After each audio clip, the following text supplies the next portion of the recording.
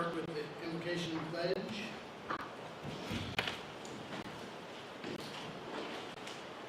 Start with the American flag.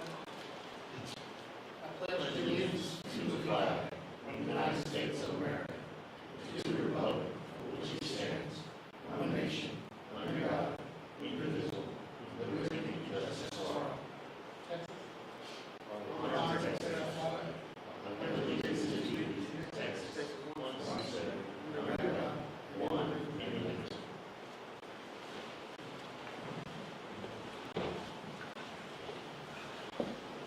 Okay. I'd like to welcome our new Honorable Amy Lee Mayor here. Good to see you, sir. Also, do we have any public comments at all? None? What we're going to do is we're going to flip-flop these variances since the contractor for down under pools, Kimberly, the homeowner, is here, but the contractor's not. So we're going to flip-flop them if y'all don't mind. We're going to start with number 5, consideration and possible action on the application by Blake Sudbury. Applicant is requesting variance due to installation of required concrete runners for mobile home parks, which some sizes cannot accommodate 1,000 square foot homes. Property is located over on 619 Easy Street. And let's start with that. Good morning, everybody. Good morning. Thanks for coming in on this rainy day. Got corn, that's awesome. This item has been presented. I want to clarify a little bit the wording. It's twofold. There's two parts to it. One being the requirement of our local ordinance requiring concrete runners. I don't know if I need to state my name for the record. It's Adam Martin, as I'm the building official. I'm sorry. I don't think I've met this new member, I believe. Yeah, I haven't met you. We haven't met? Yeah, I haven't met you. All right. Sorry, I That's apologize. all right. That Ray is ready for me, so I can met you. Okay. All right, that's all right. I was behaving myself, right? From what I can see. Okay, good. All right. Debatable. All right. Very debatable. What's your name, sir? I haven't been. Kevin Deserbo. Minute? Pleasure to meet you. Yes, sir.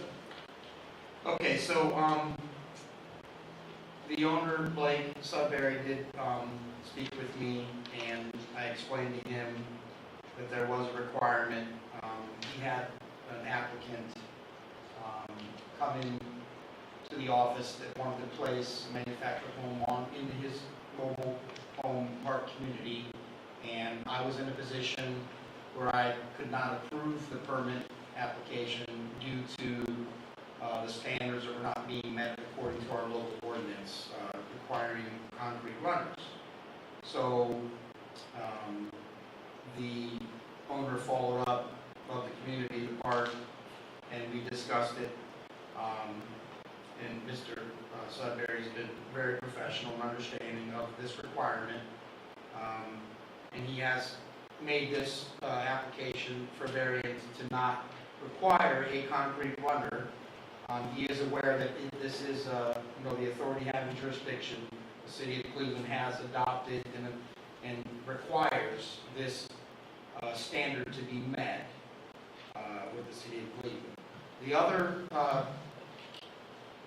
part to this is the minimum size requirement. Under all manufactured home requirements, it's required to be a minimum of 1,000 square feet, the home, the actual manufactured home. He has an older park that accommodated, I believe, 60 feet length. That was the standard, the older units. Am I correct in saying that, Blake? 60 foot was the standard back in the day. Now 80 feet is pretty much the standard. So you really can't accommodate the longer length on the one side of the park. I mean, I believe if I was an owner, I would want to try to accommodate that if I could. However, he cannot. So he's requesting that he not be required to always place a minimum of 1,000 square feet in size. So, the math on that, on a 2-bedroom, if it's 15 feet wide and 60 feet, we're 900 square feet, so like a 2-bedroom unit. And Blake and Mr. Sudbury can testify to those standards in the industry. So as a whole, that's the request today for a variance. Requiring concrete runners to be, not required, and, and I don't know if he wants to do this each time, or if it's just specific. I think the board would have to discuss how you decide this is applied in theory to a manufactured home park. Because it's not just one lot, he has several lots in his community. So, in short, that's it. So is he requesting a variance for the entire? I think I'll let him answer. I wanted to introduce him Right. and let him answer any And questions. there's been a couple of questions. One, right now, currently with the runners, is there a plan, a set plan on how to build the runners? Depth, rebar size? If we're going to get into the theory or the standard of what the intent is of a concrete runner, how that serves a purpose for construction or improvement, if you want to get into that detail, because some of it's going to be opinion, I will say in short, it is not a minimum standard requirement for residential construction, because the International Residential Code that we've adopted addresses manufactured homes in the appendix in the back of the book, and it references manufactured housing. Well, the state of Texas is regulated by the state of Texas regulates manufactured homes when they're placed in this state. So we have locally adopted a standard further in requiring more than what the minimum is, and requiring a concrete runner. Okay, so. But there's no form like that he can come up here and get that says, here, this is the size runner. That's what our question is. A few of us have this same question. There's an alternative. I've been doing the FHA foundation for manufactured homes. You can do, instead of doing a runner, you can do individual pad, Right. a two by two, 2 by 2, yeah. and it don't have to be just a continuous runner. It can be a 2 by 2 pad spaced out, same as the blocking that secures the foundation and the frame of the manufactured home. But you have to go in, you have to dig it out, make a 2 by 2, pour concrete, and then set the individual pads of the blocking, the center block, under the rail. And it's pretty much the foundation is under the rail of the house, not the overhangs and the siding that he could be considered as doing it that way. But they have to be tied down also with anchors and the straps. On my original question, the question was, do we have anything explaining what that concrete runner, how it's supposed to be built? In our ordinance, does it show a diagram on how that runner is supposed to be built? Or it just says concrete runner? I think you can pull it. I think you can put it up when you go into the building code to any local city. That's what I want to know about ours in this thing. What's our side? So we're definitely getting into some detail of how I would apply myself as a building official when I receive an application, how I would, apply myself with my experience and, my knowledge, skill, and ability. So I will respond to that again, there is no minimum standard established for foundations of manufactured homes in the IRC, period, because it's not applicable. The scope is not intended for manufactured homes. It is applicable to the back of the code book, which references to the appendix for manufactured homes. So then the state of Texas regulates how they're placed. Now, you referenced FHA standards. That's an FHA standard, that's an underwriting, that's a loan, that's their standard to protect their investment. That's not my standard for safety. So when it comes to safety of building a structure or placing a structure, in my opinion, it serves I can't make an argument that it makes it more safe because I'm going to require a concrete runner to be placed. Will it make it more stability or long lasting? Yes, it's above a minimum standard. So the minimum standard for the state of Texas is a 16 by 16 4-inch block, concrete solid, that you start and you place it on, you know, a virgin type soil that's not been disturbed, right? And you start from there and you work up. Every installer that places a manufactured home has to be licensed with the state of Texas. So really, at time of application, that's what I need. That they've given me the, you know, the scope, how they're gonna place this, the tie down schedule, that it meets compliance with the wind load for this region, I believe it's 1. Yes. And that's what I need. But right now, because of the standing, you know, language in the ordinance, I'm in a position where I have to deny any application for placing a manufactured home because they're not giving, if they don't give a concrete runner detail. So the way I've applied myself since I walked in the door, at least at minimum, a contractor that's registered with us has to give me some type of footer design. So the code book does talk about footers, obviously. So I just have to apply that common sense, reason, and logic of what I feel in my mind is going to serve as a minimum footing concrete runner for this improvement. Yes. Is it in writing though, where it says you must have an engineered design footing to go underneath these trailers? It is not, and I will tell you when I That's where the gray area is. That's what- I think we need to it have. doesn't state that. But I know, but if Yes. we're gonna go with that, in our ordinance, we need to have, okay, at the time of setting the trailers, you need to have an engineered letter for these footings, where we're not reliable as a city. Because, I mean, you're not gonna say, oh yeah, go out there and put a 2-inch runner in, because it'll crack or whatever, and then you're reliable for it. So the contractor needs to have a certified engineered letter for these runners, if we're gonna hold them to this. Right. And then it needs to say that in our ordinance. In the city, the city ordinance need to address it as a submittal, an extra submittal. So when they turn in the contractor, whoever turned in his paperwork, he'll have his building number should be there, that he's registered with the state or with the city. So is this our code, what we go by? Yes, that is the current adopted. Subheading C, line 1, Correct. we're standing behind that. Shall be installed on concrete runners. So it leaves it to be interpreted by the building official.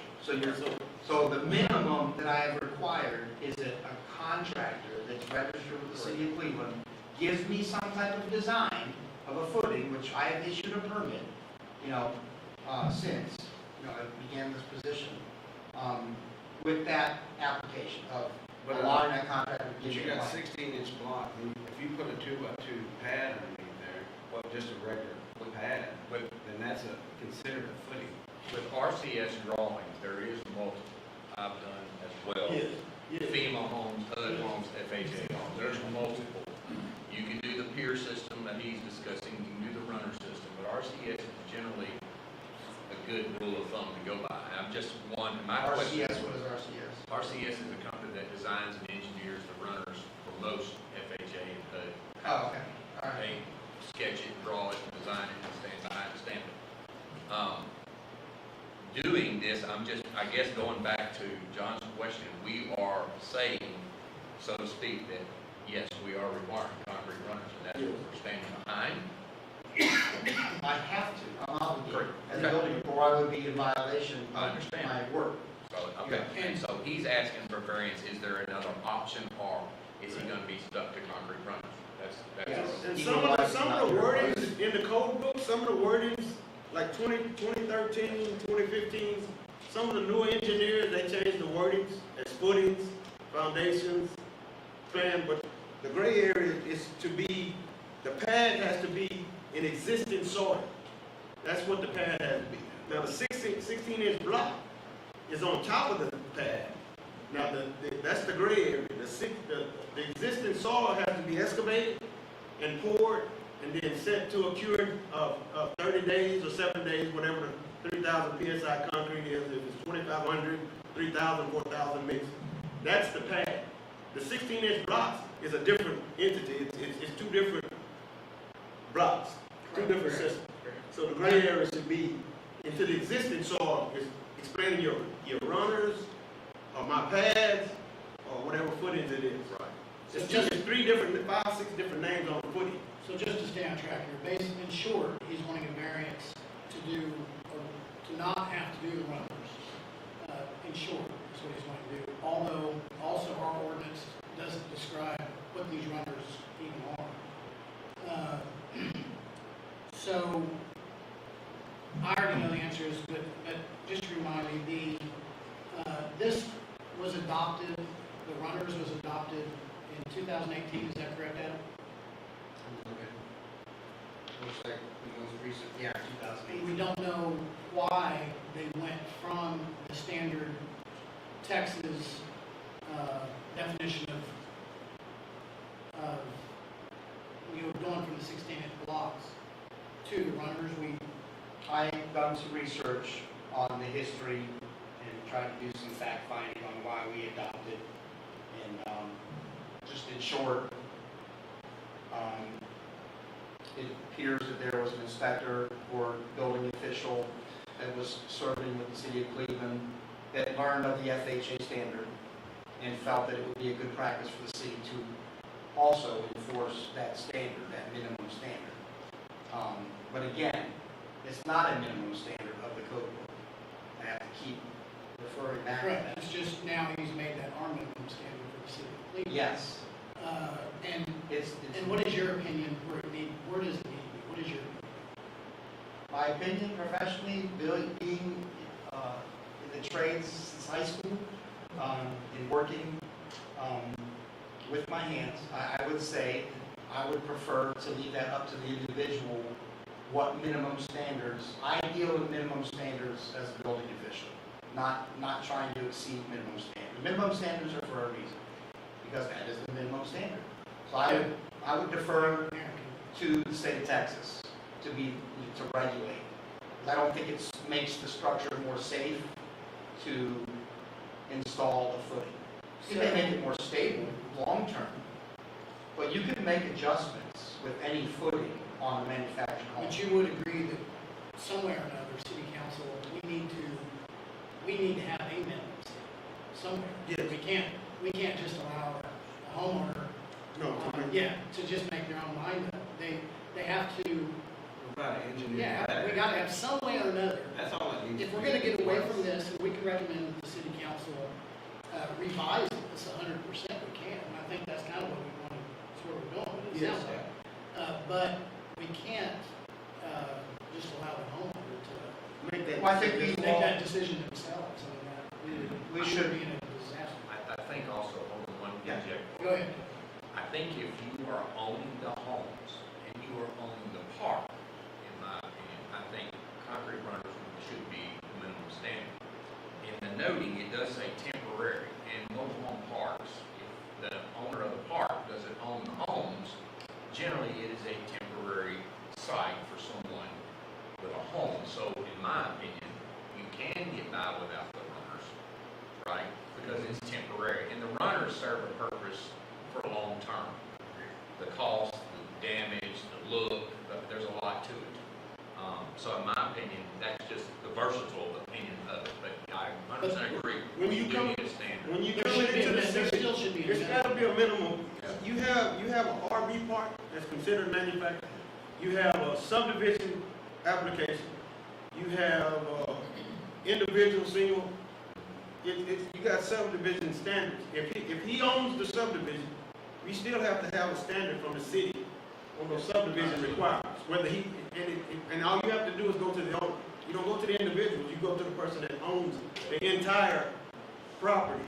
And he has to set that standard, whether he do a subdivision entrance, sign, whatever. Just like a. Yeah, you gotta have a subdivision application, just like this application. Same It says with subdivision, or individually, mobile home, individual lot, it's gotta be, you gotta do that, you can't. A placement permit for a manufactured home should include a licensed state of Texas installer Sure. with how he's going to place Sure. his home. Yes. I can't accept an application, I would never accept an application from a homeowner that believes that they can do their own installation. You have to be licensed with the state of Texas as an installer, Yes. and it's regulated by the state. So that's what I would prefer to defer back to and hold to a standard and ensure in the application process for the city of Cleveland that, yes, it's complete. They have included their tie-down schedule and how they're going to place this unit, and they need to show me the setbacks, that they're meeting the setbacks, that they're meeting all the other requirements for manufactured homes, because there's age, restrictions.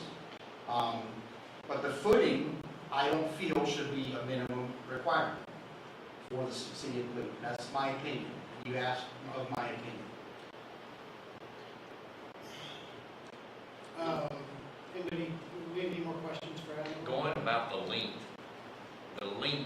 is it because of the property line spacing in the back why the length is a problem? No, it's not it's, what he's wanting is a variance from, we require 1,000 square foot minimum for the mobile home itself. And his lots are not quite big enough, I guess, on some of them for 1,000 foot. That's what I mean. And Mr. Sudbury's fixing to speak, but, and I went by there and I looked at all of them. Also, just to be clear, this isn't a situation where he's put in trailers and then asking for, He's trying to. no, Yeah, he's trying to do it. he's trying to do it right. Yeah, I got you. Just to be clear. Can I've got a job I just did, this might help, it's in Conroe, on FM 1314, and, last year I went and applied for the application for the customer. It's a Valero store, it's a car wash detail, this guy has 4 stores, they own it. So I applied for the application 10/22 October. City of Conroe gave me, the permit, my permit number is to put in a 36-foot driveway. He has 3 other driveways on 1314. Remind, it's an FM road. The city knows that. It's been there, FM 1314.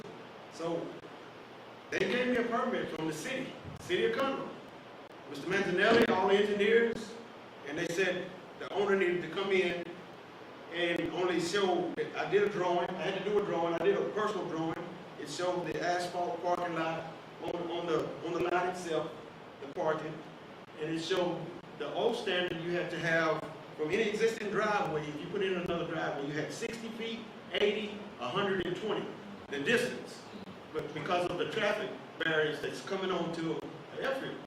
So the city of Conroe gave me the permit to install the driveway. So when we got ready to get the my inspection of setting the columns, there were 24-inch RCP, tongue and groove, 36 feet. A minimum is 45 on the width. So when I called in for the inspection, the city said we need to get a text dot application. But they didn't tell me that. They took the permit money, they took the owner's money. So we had a meeting a week and a half ago. We had to go to text dot in Conroe because it's their field. And then they gave us some new paperwork that came out and said that, well, we got to do a traffic planning profile of how many cars is going to be coming out to FM 1314. And they just changed the gate. The pipe is still sitting there. So it's between the city and text dot. That this paperwork got to be, it's going to be the same thing when you make your laws. You're going to have to consider the city if it's text dot, if it's on 1010, if it's on 2025. It's going to go through the city, some of it's going to go through text dot. And that's going to be the same thing. It kind of is answer. I just wanted to put that out there because it's going to get that. I think, if we're gonna hold the runner deal, I just think you need to have, it just needs to be an engineered letter for the runners, and then that covers it all. It covers everything, covers you. Currently, right now, the city doesn't have anything, all All it it says says is is runners. runners. So it really doesn't have, that, it needs to be changed. You can go back and scratch the We ground, need to- get down to the surface and put a 2x2 pad there, and that's a runner. Yeah, right. We need to do a recommendation You know what I mean? for the council to change, If we're gonna hold them to change responsible, this, and we want runners, especially, obviously with the amount of trailer homes. Yeah, you gotta just we can make a submittal pad It just happened in their application, you know, such and such, 2 foot apart, 4 foot apart. It's based on the distance of the frame And itself. if we use just the state of Texas, their standards, It's not would really that stopping be, would it. that be an issue at all? Or to get it changed in city council? If it gets, considered for an amendment with council, I would have my opinions, Yeah, obviously, absolutely. and would probably defer to the state of Texas. I think it's the most simple way to apply myself. I mean, Well, can we do it's recommendation important to city to not council? overthink sometimes projects when it comes to safety and regulations, and the minimum standard is for a reason. So I always will defer back to minimum standards, because that's what I'm trained to do. I understand about the minimum standards, but what is a minimum standard? Currently, It's according to the state of Texas for manufactured homes. That would be No, my but is response. there, for you have a piece of paper that shows a minimum standard on a footing? for the state of Texas minimum standard, not ours. We Their don't- minimum standard is a 16 by 64-inch solid block to be placed on probably undisturbed soil. That's how they would probably word it. And tied down in accordance. That's the I'm standard. That That's the is the standard. minimum standard In for a the state rural of Texas. area or in the city, that's been a standard since, Which, I'm sorry, was I'm that? guessing Mr. Sudbury probably has a minimum standard for Texas. In fairness to him, I don't want to take over his thing. I want him to be No, able to. I know, that's why we need to go, You're doing great. I'm not advocating on your behalf. Board, just a reminder that we are talking about, it's one item on the agenda, but we kind of got two things we're talking about. He's asking for a variance for lot number 16 to be able to get the variance for the runners and for the lot size. That's what you need to vote on today. Correct. You can make a recommendation to go to council to maybe look at changing the ordinance for the runners and the lot sizes, and that can be done as well. But you are today, what you're looking at is a variance for lot 16 of the trailer part, so that he can move forward with this trailer at this point for the variance on the runners and on the size of the home itself. Well, And then- and are we talking about only lot 16? On this applicant, yes. Well, lot 16 is where the new trailer you guys want to put in, and that lot can accommodate 1,000 square foot. I thought you said that area would be some more houses in there. That's what I think that's where Blake's gonna go when he gets there. Oh, okay. I thought he was gonna ask some more, not just that house. Correct, but that's what, today you got the application for this one home, application, manufactured home applicant, that you need to consider. But then you can look at it, he would like to see the ordinance be changed, but that, again, that's two different issues that y'all can look at and work off of today.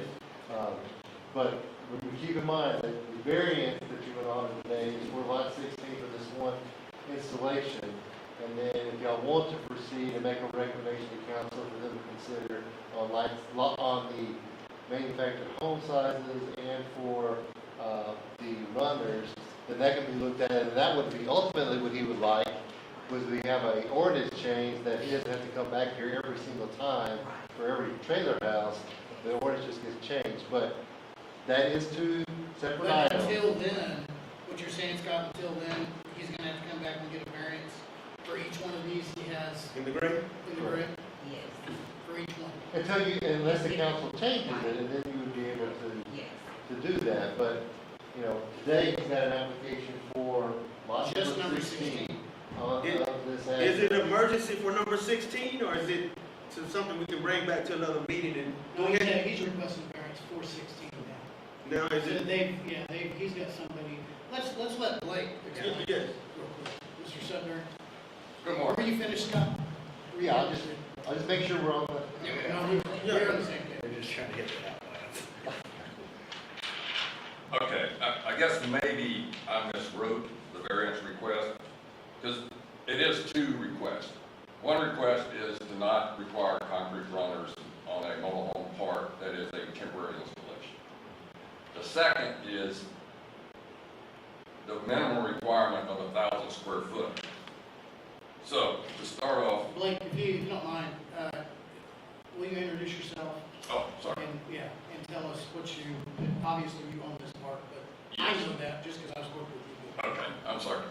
name's Blake Sudbury. I own the mobile home park. I bought it from Burl Thomas in 2017. Burl built that park in 71, 72, so it's been here a long time. I put a brand new trailer in there in August of 18, before this ordinance was passed. And, you know, it was installed per Texas Department of Housing Standards. You know, they're engineered for how to install it, all that stuff. I do have a little printout that shows that, a standard installation, and, you know, I think it's 800 something pages. So that's all been engineered, and, What Can you space? define temporary?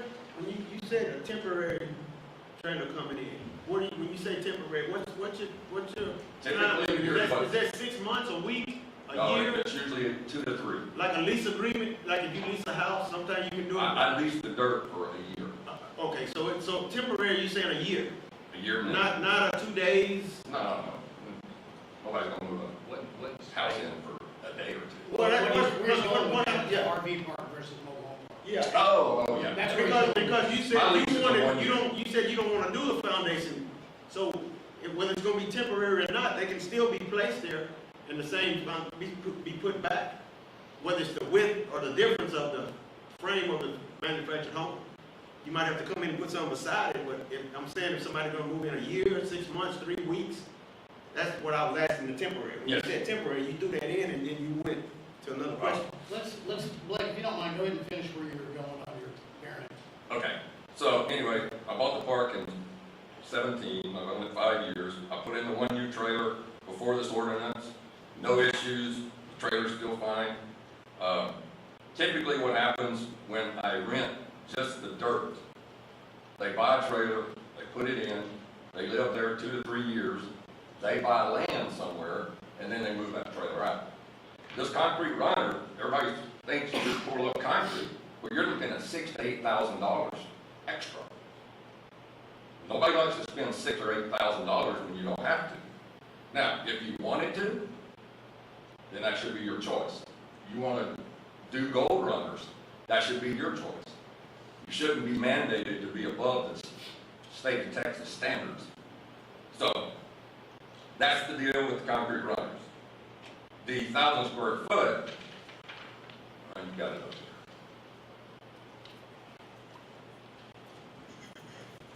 I don't know if y'all can see this, but this side of the park, the biggest I can put in is 60 foot, which is a 2-bedroom, 2-bath.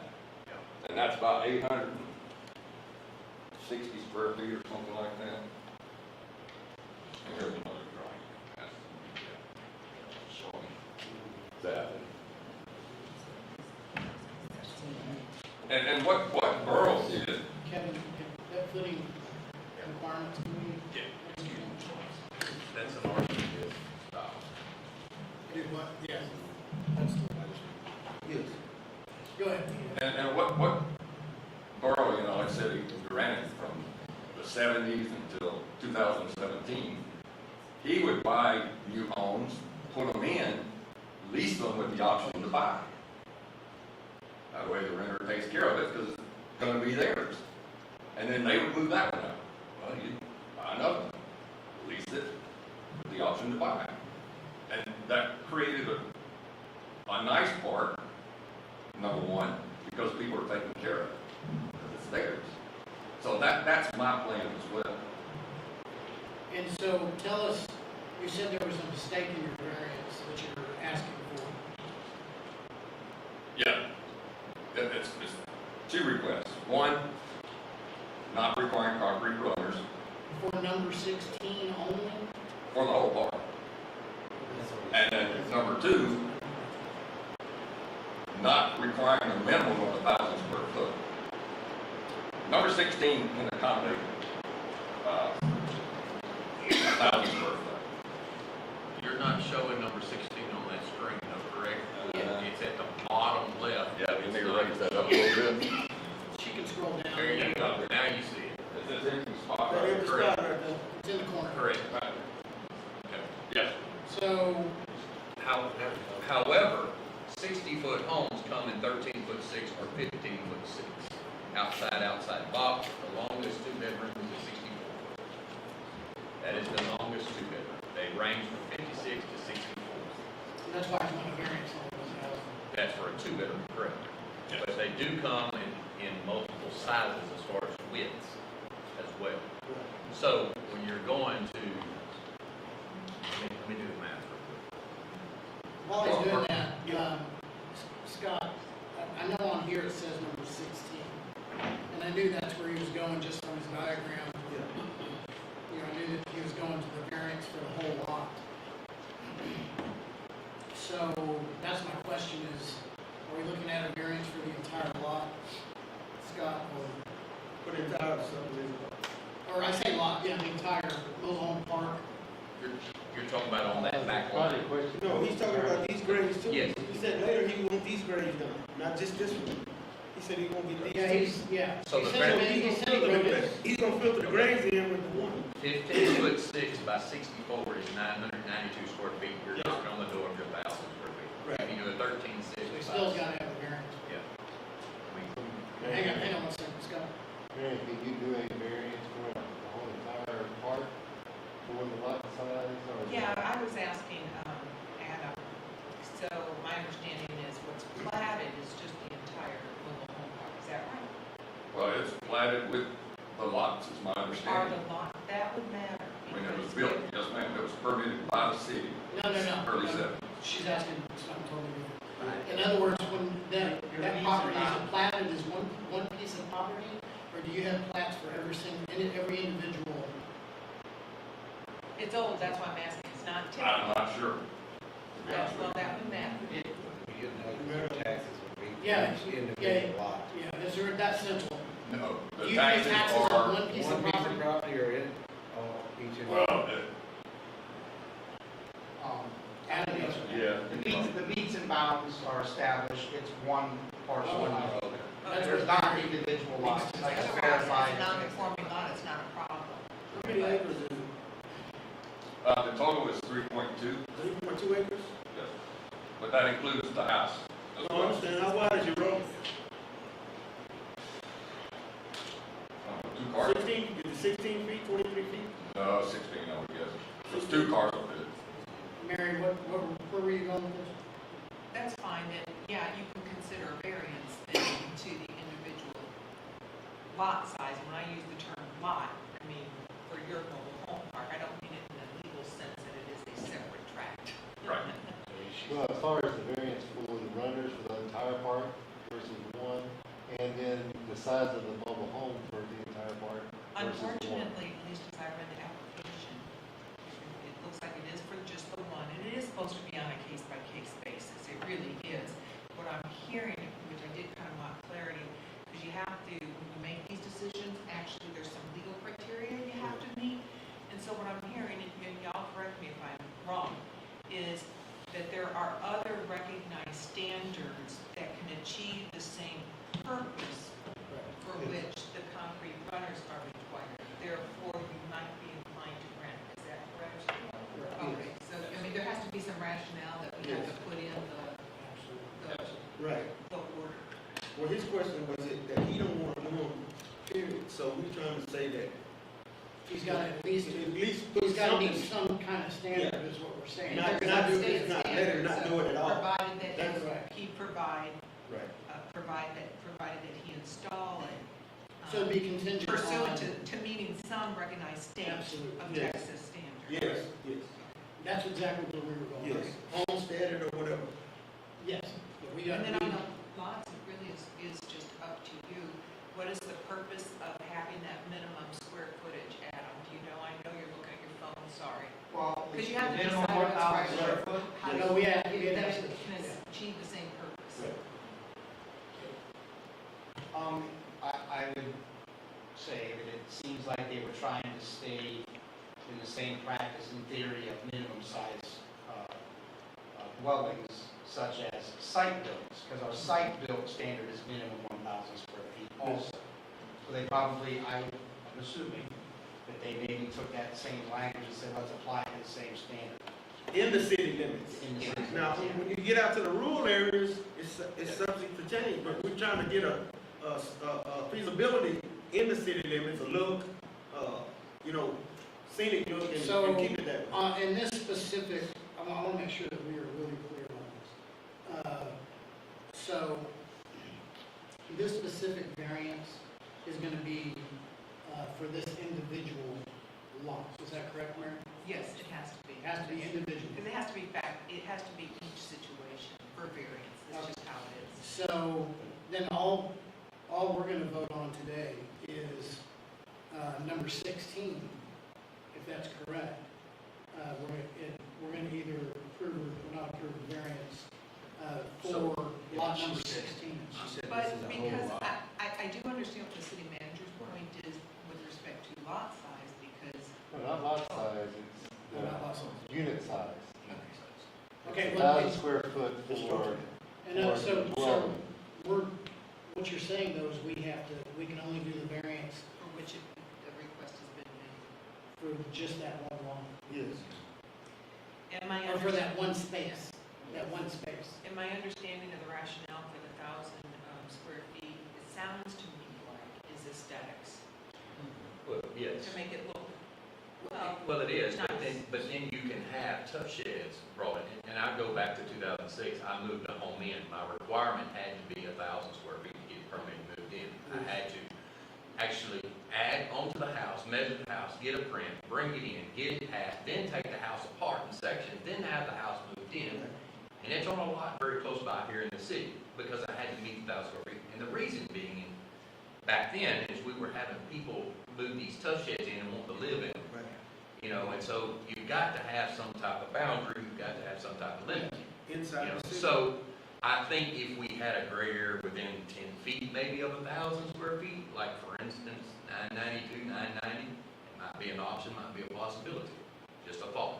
No, If because you do it yeah, for the last one- thing we want is somebody moving in a tough If you shed. do it for one, you're gonna have, oh, well, you let so-and-so do it, Right. and here we go fighting this again, Yeah. right? We've been there before.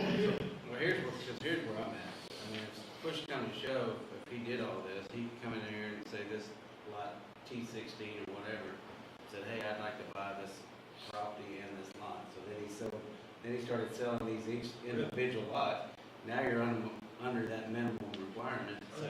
We don't have a stipulation We don't have for the a- city to put to, Well, then it have to be replatted. Well, it have to, I was gonna say, It'd have to have to be resurvey, replatted. replatted, and then those requirements would Correct. come back to, go back into discussion. So the way this is written, Mr. Sudbury, is that, so all we're gonna vote on today is number 16. On number 16, you are requesting, just to make sure we're clear, variance for the runners Mhm. and the size? No, not the size of 16. It was a, you remember 14, about 76? I think the one he was wanting to move in was a 14 by 76, so whatever math So- is, that's so- over 1,000. Yeah. Okay, so so on here you have the runners, and then you say also some lot sizes cannot accommodate. So you're wanting a variance on the other lot? differences. How many vacant lots do you have in that park? 6, 7 total. So all these trailers? These The five, greater. it's the five on the right-hand So, side that I- cannot accommodate. But the way Mary is saying this, though, is that we can't give a variance, For all a of blanket We variance. can We only have to do give them for one. individually. So I got one question. So I'm gonna assume, do you know the lengths of the houses back here in this area? Those are all, 70? can't handle long. They're not all long. And you can see that one. I just was curious if you knew the length. Okay. They vary, So So that, number 16 is gonna be 1,000 feet plus, yeah, plus. whatever. Yeah, 14 times 1,064. 76. Okay, so today, all we're actually then, if I'm understanding correctly, what it boils down to is we're only asking for 16. for 16 and only on runners, Correct. nothing to do with the lot size. That is correct, or 16. And then you'll have to put in a variance for each one Correct. going forward, is that Correct.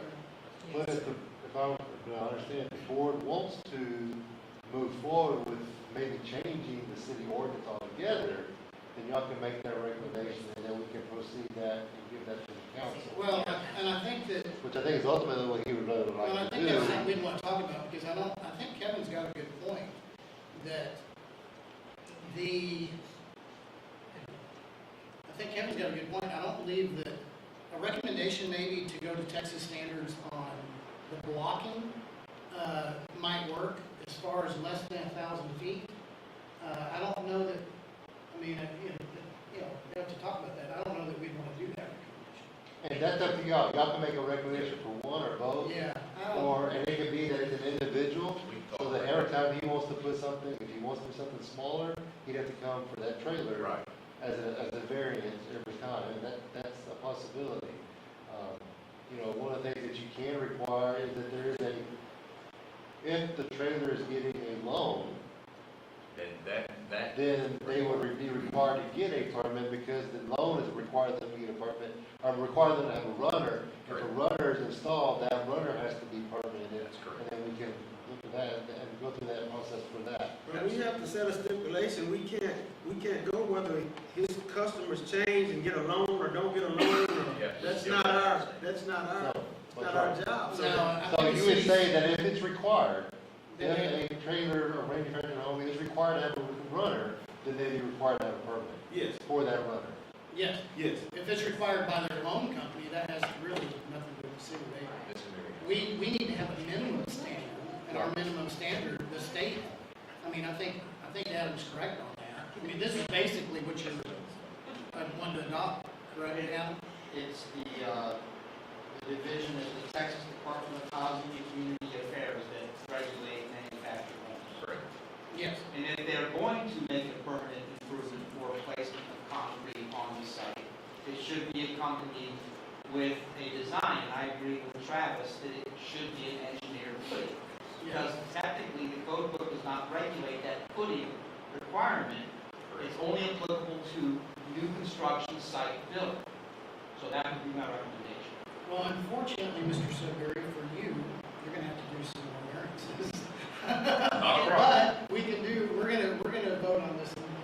Yeah, and if I can just talk, because you are a quasi judicial body subject to it's in the statutes, or there's a process, and we have to follow the meetings acts, and we tell our notice, we can't really vary from what's on the agenda, we just can't.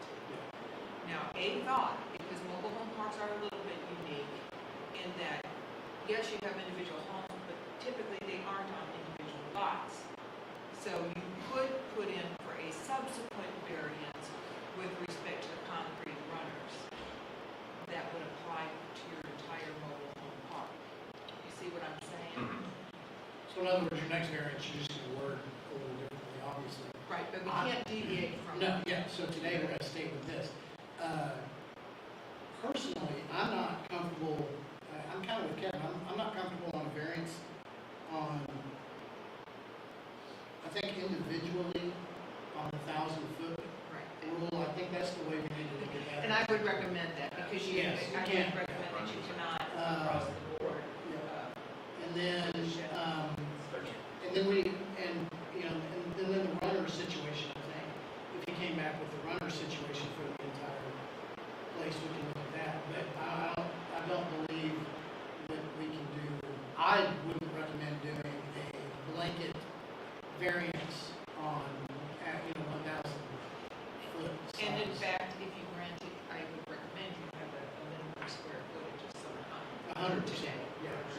Well, the problem is, the way this is written, he's written it on the 1,000-foot, Mary, that he's wanting the 1,000-foot variance for the park. And that's where I'm saying, I don't think we can do that. I would recommend this. That's where it's coming to. Well, I'm not asking it for the entire park, just for those 5 lots. Yes, and that's, But basically, because it's all one lot, we're basically saying it's for, once you pass it, right, because It's it's one for the lot. whole- it's well, for the and whole. even if we did it just for those 5 lots, we still, if we offered that variance, we don't have control over what's going on in the lot. But because it's not officially platted, Absolutely, yeah, it's not, so, so you're basically saying, and, so, yeah, no, you're 100% right. And I apologize for that, Mr. Sudbury, but, the way the variance, or the way the variance is written, I think what we can do is vote on the number 16.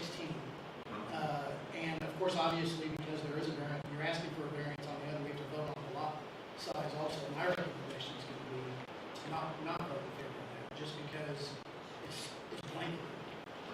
Then bring back to us the individuals, maybe for the 1,000-foot individually on these, you said 5, but I think there's actually 6. And then maybe a blanket variance for the runner situation for the rest of it. Okay. Does that make sense? Yes, sir. And I blame the Think council on that? as well to address the concrete runners and the 1,000 square feet. So a motion to approve the variance on the runners with the condition that it meets the Texas minimum standards for number 16 is going to be my motion. Do I have a second? So everybody in favor, raise your right hand. Motion passes. Just where we're totally together on this, so that is going to be a variance approved for lot number 16 for no runners. Condition is that it meets the Texas standards, which basically, I don't know where that's at. Yes. You already have that, Yes. so you already know. Yes. And then I'd have a motion to deny the lot size variance for the park. You want a second? Second. And all in favor of denying that variance for the 1,000-foot, raise your right hand. Passes. Out of that was, the first one was my motion and Travis second. Second one was my motion and John second. On the same page, any questions? No, sir. I certainly Okay. appreciate y'all's time. Thank you, Absolutely. sir. Thank you. Pleasure to meet you, sir. Adam, do you have any questions on that at all? No, it's good, thank you. Okay. Have a good day. Thank you. If y'all don't mind, we're going to take a break real quick. Okay. Take your time, go and hurry up and come back.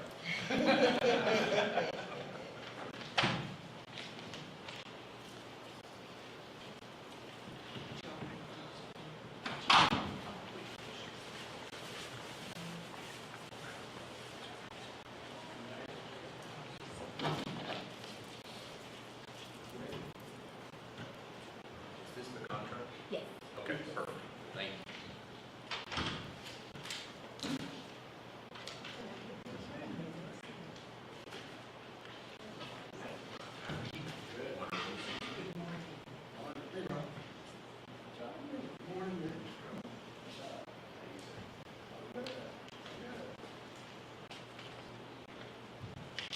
Hey, Rob. Morning, man. Good, how are you?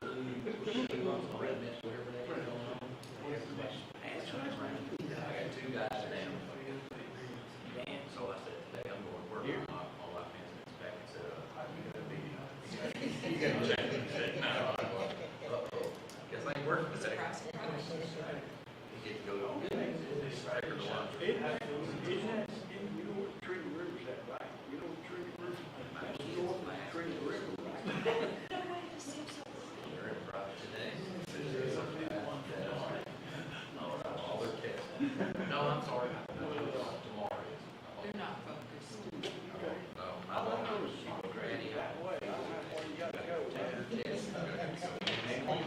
You know, you did it, I did it when I was little. I'm not sure. I won't go in. Kimberly Grant?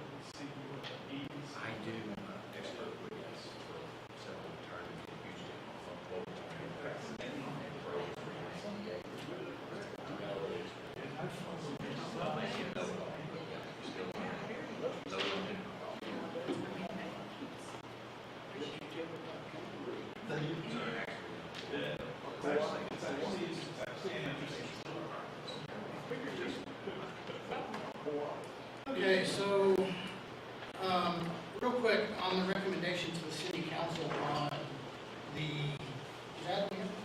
Yeah, I didn't know you'd start us off. Yeah. He's running. The recommendation on to the city council. Go over that real quick. And I don't know that we need to be the ones recommending how the city of Cleveland, and I'm just making a statement, so we're on the same page, how the city of Cleveland dictates what needs to go under a trailer.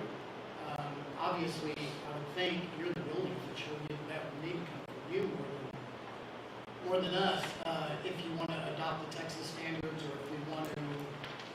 I see everything with the runners.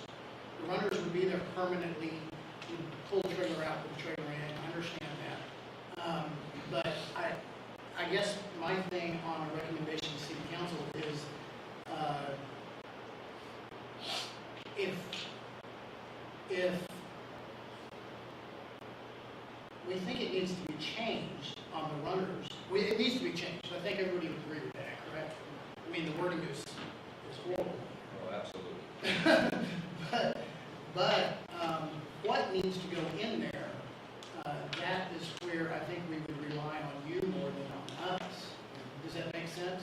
As far as the actual installation, As far as, If we change an amendment, so to speak, to help cover up the gray area, fill in, is that what you're saying? yeah, no, because that needs to be we amended. talk about size, or we talking about the Foundation actual? work.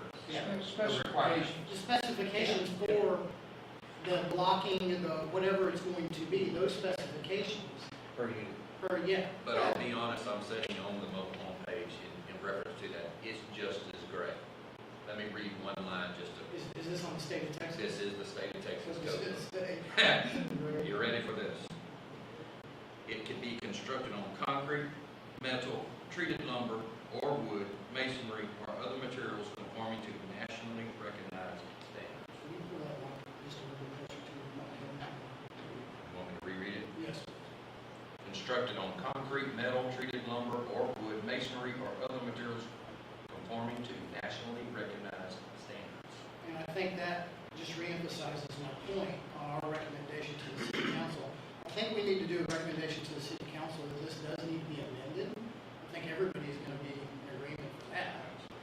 But what it needs to say, I think that's going to open up a whole other can of worms. You know what, does that make sense, Scott? And here's our point right there. I don't know that the city of Cleveland, I don't know that it would be a benefit for the city of Cleveland to adopt that standard. And I think that's where Kevin was going. Right. I think we're trying, if we're not looking out after the city of Cleveland to begin with, then we're not doing our jobs to begin with. So those standards, that standard that Kevin read, it'll put you in a category. That standard puts you in a category. If you put brick masonry under the foundation, you gotta have wall ties, you gotta have a grout line, you gotta have so much stabilization under the bricks. Whether you do concrete, whether you do cross ties, whether you do timber, it's gonna fall back to one category of foundation.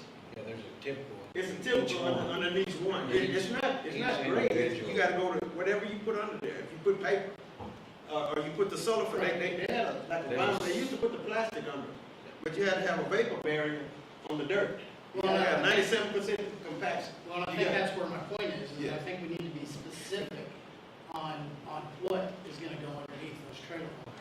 I think that's where each project is site-specific for that particular application, and that's where the building official, applies himself to be sure that it meets a minimum standard of safety and compliance. And But what is that that is minimum? written in a manner to be flexible for a reason, because there are different methods to comply with minimum standards. And just to make a point of order here, I think you've already made a decision, Yeah. and this isn't really Yeah, this is- a protracted conversation talk about this about if they had possible proposed an amendment. amendments. Yeah, Actually, and that's what we're outside the proposing purview is of this board. We're definitely recommending an amendment, for sure. And since it is an amendment to chapter 126, it actually, just for your information, would have to go to planning and zoning first for Yes. recommendation, and then to to city council. Because there's a legal process. Okay. Okay, so we're all on the same page on that. Well, thanks for all your help and input on that. We'll be doing more It is a variances. positive thing that this got brought to light, because I will tell you in short, I've encountered a lot of back and forth with unhappy customers with that requirement. On the trailer situation. On manufactured homes, yes. And until I've that's, done my best to apply myself, work with Scott, the city manager, on, hey, what's the intent? I've talked to councilmen, councilpersons, what's the intent? Because I want to make sure I'm following that intent as adopted. So it's not a bad thing that we're talking about this today. and so until that gets changed, obviously, they'll have to just keep applying for variances on Yeah. new trailers. Yeah, Mary Ann and I talked about another part, that was, the owner was not satisfied. So there's been some time and money spent on this topic. A lot of concern's been given to it for concrete runners requirements. So, you guys, you want to move on, Mr. Chairman? Yes. We will. Let's move on to number 4. We postponed this while we were waiting on the contractor to get here. It's consideration of possible action of application by Down Under Pools, agent for Kimberly and Gregory Bryan. 20077 Swimming Forest. Applicant requesting variance due to not enough space for swimming pool, which is currently in the setback, legally described as Grand Oaks Reserve, Section 3, Block 1, Lot 7, 1.1451 acres. Adam? Yes, in short, an application has been made. It has not been approved as of yet. It has been reviewed, and the comments came back that it is being proposed to be placed within an established setback. And that setback would be not necessarily with our adopted ordinance. This was a planned unit development, so there was an agreement on setbacks in that agreement that established the required setbacks. So those required setbacks on this lot were 25 feet from the front, 5 feet on the sides, 10 feet from the rear. So any construction, any improvement would be required to be placed within, it would have to be not within those setbacks. It would have to be out of the setbacks. So they are proposing to construct the pool within the setback, and I'll give you an idea how close it is to the rear line when you look at the plat survey. Just to let you know, Adam, I was going to give this to the owner, the contractor. If you want to grab one of these.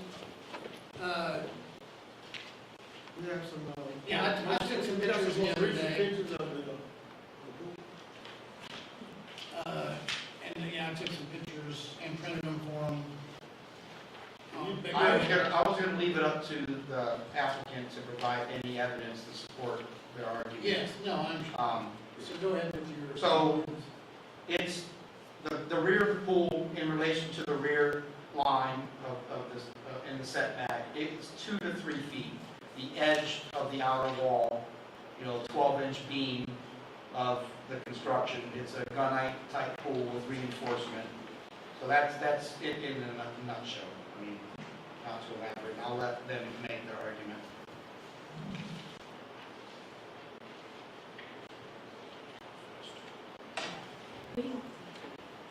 Yes. Who do you want to talk first, me or Brett? How about you, if you don't mind, Ms. Grant? No problem, thank you. If you don't mind, will you give us your name and address? Sure. My name is Kimberly Moran. I live at 20077 Swinley Forest Drive, and that's in the Grand Oaks subdivision here in Cleveland. So we moved here in December. We're not residents of Cleveland prior to that. We moved to live right next door to the in-laws from Kempner, which is near Fort Hood. My husband had served in the military, and we've been away from family for 13 years. So my father-in-law called and said, hey, there's a 5-bedroom right next door to us. Come move. And we're like, okay, sure. I work from home. My husband's a disabled veteran, so we were able to do that at the time. We have 5 children, so it just would have been just so great to be next to family. One thing is, at our other house, we had a pool, which got used every day from our children. When we came to buy the house, I did speak to the realtor and let them know that we intend to build a pool in our backyard as soon as we can, as soon as we're financially able. We reviewed the survey, and she was like, well, there's no easement, shouldn't be an issue. I was unaware of what a builder line is, I've never heard of it before, I'm not, super intelligent when it comes to construction, that's not where my education lies. So, we're under the impression we could have a pool. We researched pool companies, and we had previously with our other pool, the pool company filed for bankruptcy, and I had to take money out of my retirement to finish it. So we wanted to be very smart in choosing a contractor, and we wanted to make sure that everything was done correctly. So we found Down Under Pools. They had great ratings on the Better Business Bureau. Super excited. My kids were so excited that we were going to actually have things to do this summer because the community pool has not opened. My husband has a TBI, so he really doesn't do public anyways. We prefer to have recreational activities at home. So, we contacted Brett. He does build in the Houston area. He wasn't quite as familiar with Cleveland, but he's like, we'll give you a beautiful pool of your dreams that all 5 of your kids will fit in. Unfortunately, he did not get a permit. He was unaware that we were annexed in the city. So that was the big thing. And additionally, with it being in this 10-foot setback that I really was unaware of what that was, we couldn't have a pool. They have to be 5 foot away from the house to prevent the flooding. So if we can't build in the setback, we're not going to be able to have a pool for my family. No summer activities. I mean, this is something that may not seem important in the scheme of things, but for our quality of life, it's something that we can all do together in the summer. I work from home with my husband, staying home to help with the kids. It's a huge stress relief. I can, on my lunch break, go do something with them. If I can't sleep at night, go get in the hot tub. So it's just really important to us as a family. I know Brett wanted to make that dream come true, and then this kind of did not turn out how we had planned. I've already put in $63,000 towards building this pool. I owe $40,000 more. I already have the loan that was released. So I'm already making payments on the pool that I cannot use. And why was there not a permit pool? So the contractor, Brett, was under the impression that we were not annexed into the city. He said we did not need a permit. Were you aware that you were in the city of Cleveland? I am new here, so I was not for sure. I told him we may be. I think we might need a permit, and he's like, no, you're not in the system. You don't need a permit. Did you give the HOA? No. The HOA is currently being managed by a DTA management company. It's not in the hands of the residents. So a lot of people aren't going through they aren't timely approving the agricultural exemptions. I'm 100% sure your realtor knows if you're in the city. She has to She know got if to you're know. an HOA, and she has to know if Your you're. realtor should have told you that. And also your contractor. Right. I'm a contractor also as well, And, commercial and residential. Let me ask you a question, is the deviation really, or is the issue that the pool is within the setback? Yes, that's the issue. And by how much? It's, 10 feet. So that really is the focus of what you're being asked to vary, is that specific thing. I'm just letting you know that the case law tells us that self-created hardship cannot be considered, nor financial or economic hardship. Right, it's just a variance. You have to see if you deviate from your standard, can the purpose behind that standard still be achieved? You see what I'm saying? Yes. Can you still get that same impact that you had that standard to do? And again, I think some of it might be, safety, it could be for utility lines, it could have some aesthetic concerns, but that's the kind of thing you're asked to focus on. if the utility lines are at the front of our house, they're not in the backyard, and there's no neighbors behind us. It's the entryway, which our fence line set, I haven't measured, but I'm guessing it looks like about 20-25 feet from the actual road to our fence line. So, in my mind, there's not a huge concern for safety or flooding or anything like that. We're not going to inconvenience neighbors behind us. the neighbor, it's within the setback on the side, so, you know, we're not inconveniencing the neighbors beside us, and there's nothing above the fence line, so there's nothing that's gonna be aesthetically unappealing. When you say 20 to 25 feet, you're talking about the fence that sits right up against the pool, that side to the Yeah, the other side towards the road, And I didn't give you a picture of that, but yeah. the back, this fence on the back side of the Right. school, is the street going into Luando's. Right, There's no, Okay. yeah, there's no houses behind. Okay. right, and there should never be, because it's right there on that. No, it's on the street. main road, yeah. Any questions for Ms. Moran? Well, Your con, a permit would have put all that to investigation if a permit would have been obtained. Just leave it in. Whatever goes after that, if you got a permit, you would have got the stipulations from Adam or whoever saying about, It All would, this- it would, 100%, but we're dealing with, should we Variance. approve the variance or not? And if we do approve, what restrictions or what changes or what? does your contractor want to speak also? I can say something. If you don't mind, will you tell us your full name and where you are from? My name is Brett Hatfield. I'm the owner of Down Pools, and I live in Humboldt, Texas.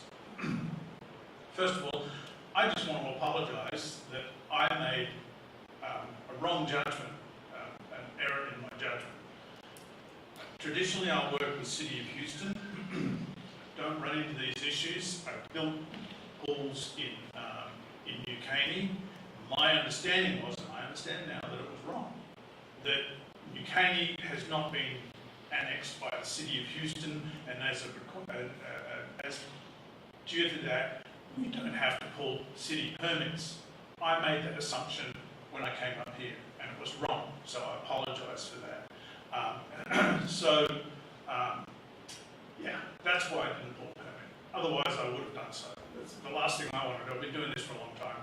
I tell everybody that I'm too old for the arguments. I really am. And so the last thing that I would want to do was bring this upon myself, let alone my client. And do you do work in other municipalities? I do. the permits for New Caney at Old Houston Road and 242, some of that has been jurisdiction by Harris County and Montgomery County, 10 years back. Okay, Yes, sir. yeah. So I haven't built a lot of projects, but they've been further back into New Caney. Yes. I'm looking for a picture because I had to deal with Harris County in a similar situation. The only difference with this one is there was power lines. Yes. So from water's edge to the power lines. Here, we don't have power lines, but what we have is the pool is very close to the fence. And that's probably only a 7-foot tall fence, 6-foot Yes. tall fence. Yes, sir. So that's very short. Kids are gonna be jumping. If she were to sell the house, someone wanted to add a diving board or a slide, you're gonna have a safety issue with the fence there. So my point of looking for this photo is I'm not on my phone. I'm looking, we had to build, and it had to be on the pool's edge. We had to install some columns and build some type of slanted roof over, and I'll show you a picture of it as soon as I find it, just to keep anyone from going backwards. The barrier wall. As a Has to be safety barrier type, wall so- between that zero Right. top. So, in my opinion, and I'm just fast tracking, moving forward, in my opinion, to help the variance to keep the pool, to keep from destroying the pool and moving the pool, it should have been a different design. By all means, you're exactly right, Permit. But I think if we built some type of safety wall to some extent and get that approved, I think that would help leave the pool as is, as variance, you know, and give safety as well for whatever the future might hold. And that's if the HOA would even approve If the that. HOA would approve, HOA 's not right. gonna- obviously, they're not gonna approve that to begin with. Most HOAs would. Well, what if there was a house on the other side of this fence? Well, then you would have to basically re-tear up the pool and redesign. Okay, so this, if we go with this, and then the neighbor over there, he wants to say, well, let me build my pool, 100%. and then there's a house behind here, so then where you at? Well, I think on our, I don't know legally, Mary could help more, but at this particular spot, it is a case-to-case basis, as you had said It is before. very insensitive. It is, they are, but I'm just, And we had a mishap with the contractor, unfortunately. So, again, I don't know. If we approve approve it, I don't know, what are the thoughts of HOA having to approve because we've got to fix this particular. Well, HOA doesn't have to do anything based on us, they're an HOA. They don't have to do, they're gonna make their own rules and their own decisions. Because they control that area. And I know the argument on setting precedents, but, I believe that Mary is gonna say the same thing, that each one of these are gonna be a case by case basis. Now, if the next door neighbor, their in-laws, end up wanting to do a pool and. You did it for her, why can't you do it for me? Exactly. You know, that's gonna be a. So It's a lot of other issues. If it stops up the drainage, where do you drain the pool? If it floods, if this pool runs over with water, we get a flood. Those two houses there will be impacted. They're 5 feet away, but if that pool floods. Well, I mean, and that would be a question for you, like my swimming pool personally won't flood because I have Where you dumping the I don't know what it's outspill? called, but it It's an dumps out. outspill. It's It's an outspill. outspill. You have a I have an 12 outspill, but I live on a ranch and I don't have, I don't have this situation, but, so I have an outspill on the top of my pool, but it only gets to that level.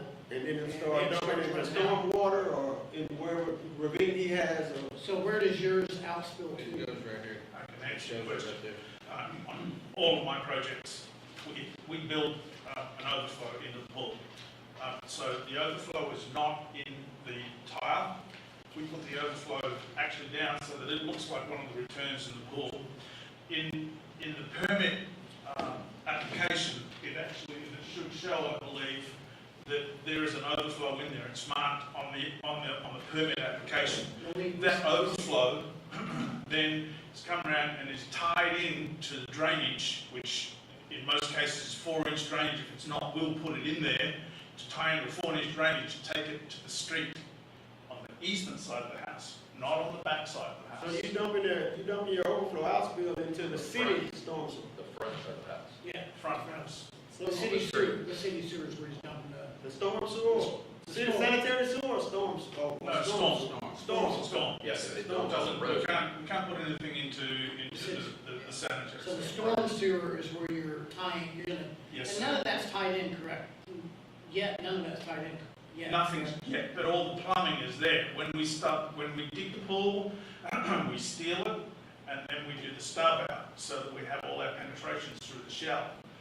So the stub out is actually there, and it is, if I've got my back to the house, to the right-hand side, so on here, on this side here, the overflow, you can see these two down the bottom here. One is an autofill, the other one is the overflow.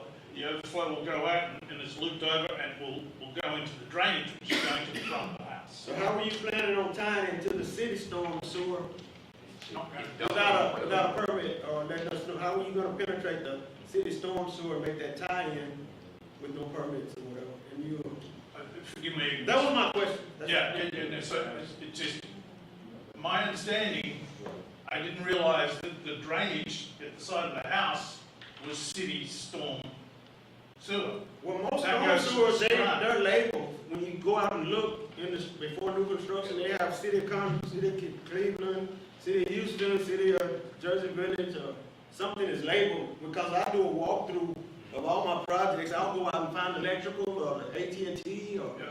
cable, or Optimum, or city, and I say, well, I gotta check with this. I gotta call in the utility locate before I dig, before I hit something, and they'll tell you right away, hey, you need to, they'll flag it Yes, sir. 24 hours before you even start anything. Yes, sir. So You can we have explain all that. I have, and that should be on the plans as well. If not, I can supply it to you. But I see a pool already here. I I see a understand. pool, you talking about a pool that you are, I think the lady said she spent 40 grand already. 63. Right. I'm sorry, and it's a pool here. And this is we're the city. His point that he's trying to get to is that the pool's already there, and you didn't pull a permit to tie into the city storm drain either. So how are you gonna tie into the city storm drain? What is your I guess plan? I'm Let's confused let's because just start like this. What's your plans on tying into the city storm drain? there's a drainage on either side of the house. There's a 4-inch drain on either side of the house, which is an area drain, yard drain for the yard. But you Are we still on the same have, you page? still have to drain. So I'm not going into the sewer. I'm not tying into the It's sewer. running No, from no, the no. storm sewer. What It's you're saying is gonna in the dump primary sewer. So you're wanting It's to tie it's in? just a yard drainage so that if the pool was ever gonna, like today we got rain, and there was no overflow of the pool overflowed, it would go into the neighbour's yard. And so we don't want that. What So I've where's it done gonna is go? tied the drainage for the pool into the existing yard drainage. And where does it go? I Where does the believe existing it yard goes drain? to the Village street. drains on the street. Down to the So street. is this sheet draining, is this sheet draining Into the street? into the street? Into the street, correct, Jim. which is already there. That's sticking out when you go in. Yeah. That's where it goes to. So this is gonna dump right out into the street, basically, Yes, sir. essentially. And if I wanted to drain that pool, where is that gonna go straight out into the street also if I wanted to drain that pool? It would do. I don't know, and I'm not being disrespectful, I don't know where else you would drain it to unless you put it into the sewer, which is not a good idea. How many gallons So of it's water? going to drain to somewhere. 12,000 here. 12,000 gallons, and you're not sure. What if we got a rain like Harvey Well, for 4 weeks, and you can calculate the water on the neighbors, and what is 12,000 gallons of water going? That's a lot of water. It is a lot of water, but again, it would drain out to the street, and that's why we sized the pipes correctly.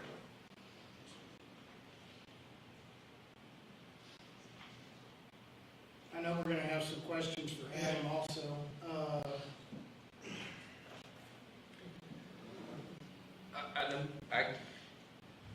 Do you have anything, do we have anything else for, I apologize, what is? It's Brett. Brett. Mm-hmm.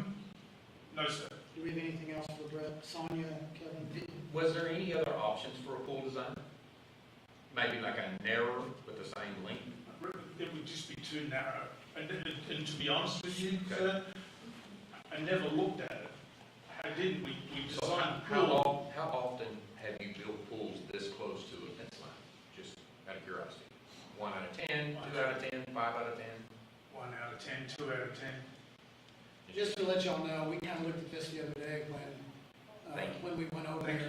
And Kevin, from your fence, if we're looking at this picture right here, the 10-foot setback, just walking it off, from the fence to, if you see the, First step. no, actually, it's a lot further back. It's the bar, it's the barrier for the jacuzzi. That Yeah. is basically 10 foot. That would be the 10 foot. This is 12 feet Yeah. to the front. Correct. So, yes, so, it would have to be redesigned, probably that, it would be real narrow, obviously, that 12-foot section. But then you have a setback also from the house. I mean, there could be a different design, in my opinion, without a doubt. I get that she probably picked that design, fell in love with that design. I get that maybe it's a popular design. It could have been a different design for this. I just think the odds of building one that close to the fence line, there's too many legalities, in my opinion. Too much safety issues, in my opinion. And I do believe we will have to consider the drainage issue. That will have to be specifics, but I don't think that's part of our variance issues. We gotta consider the variance, not the plumbing part Right. first.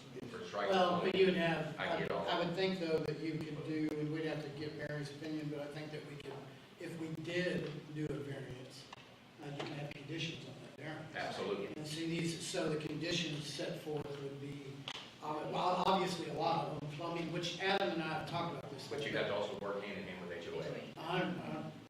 Well, Almost. Yeah. legally, I don't think, Yeah, no, they're not legally. They're It just separate. may be another hurdle they may have But to. that's on them, not on That's us. on the homeowner. So in That's other the words, we're homeowner, saying, if we leave the pool as is, if we come up with an option, HOA could still say no. correct? And then we're back to, No, we're not back to no. okay, We gotta remember that us and HOA, the city of Two separate. Cleveland, are two separate total entities. We are given a variance, and if HOA turns around and says no, then that's still no. That's Okay. not on us. Am I correct, Mary? Yes, that is correct. And vice versa. yeah, If HOA says, no, and we say yes, I mean, we don't overrule okay, that. I got you, no, I got you, makes sense. So, your original question, or your original statement is correct. If we do a variance, yes, absolutely, there would have to be numerous conditions I can see set forth. Any other questions for Brett at all? Anything? No? Adam? Oh, wait a minute, Kevin? You don't have, so how far between the fence line and your concrete line, what do you have plumbing? How, There's no plumbing behind the pool. no plumbing on the backside? No, sir. So for the return, there's a return in here. Yes. In this wall. Yes. It's actually in the wall. Okay. It's in the wall of the pool. So there is no, to be clear, in this area between the back of the beam Mhm. and the fence, Mhm. there is nothing. Okay. There will And be- did you Just have you any, have ground rot all around it. Kevin, if you want to look at the side, I have some other pictures, I just didn't. did you have any, just That's the back wall. curious, did you have any markings flagged prior to, it's not a bad thing if you did, a bad thing if you didn't, I'm just asking. Yes, I did. So there's So no, I have- there was I no have a- lines or I have a anything? locate number for you. Okay, so there's no lines or anything on that backside No, sir. between the fence and the concrete? No, sir. And I believe Adam can speak to this in just a minute, but I believe he has actually verified that too. Like I said, I took some other pictures while I was there, and that was one I took, was the back wall, obviously. And you have two pipes coming out of that back wall, and both of those you said are what?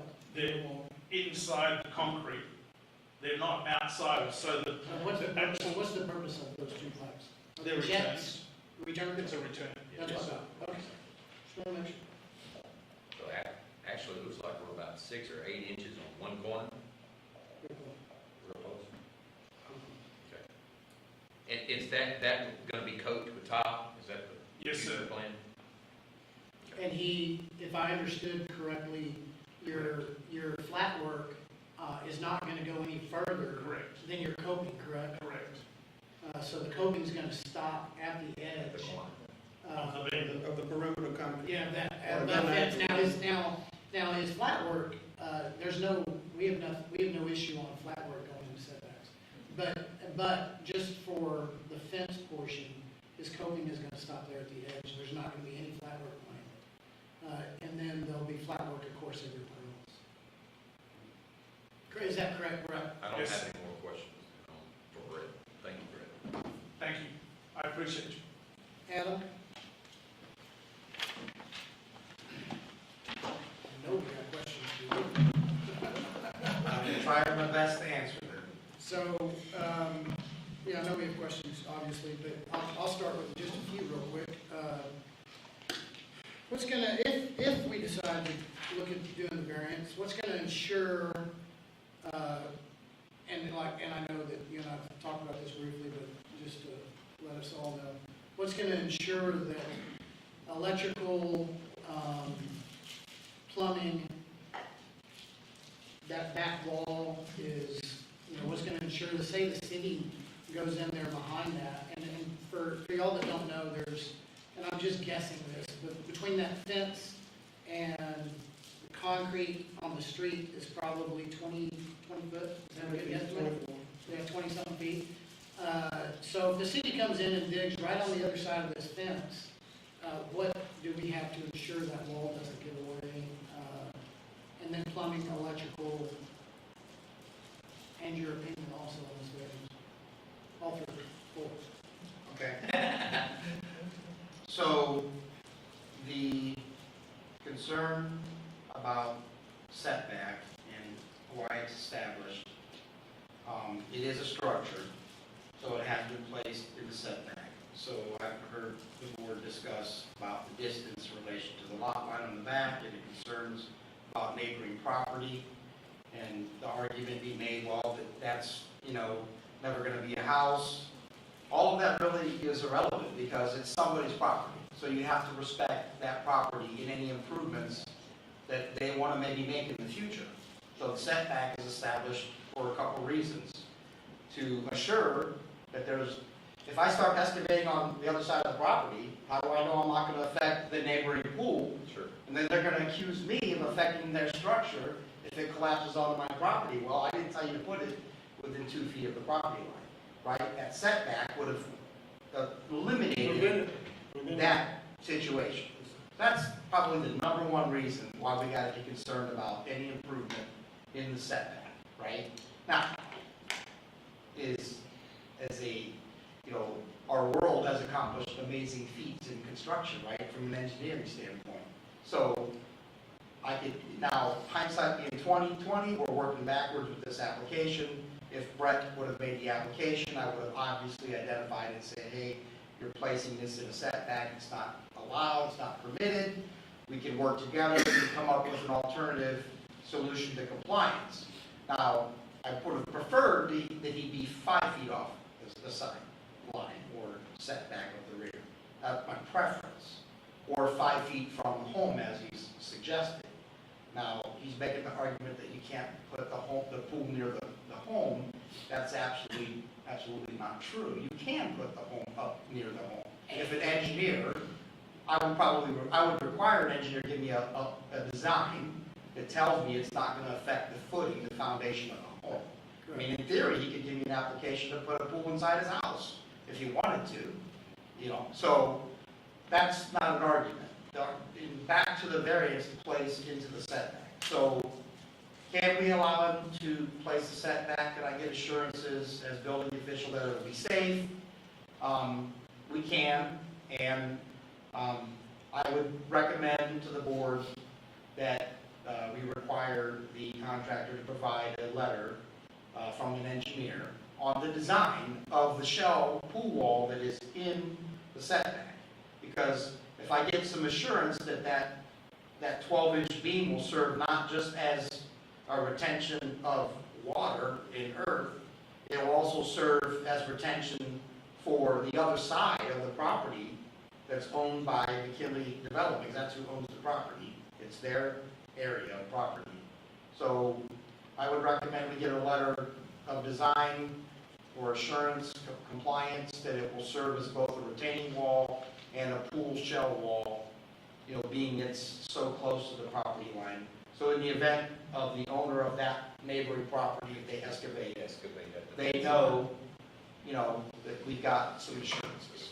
That'd be my recommendation for the variance. Now, there's another concern with the placement that I've witnessed of the pad for the equipment.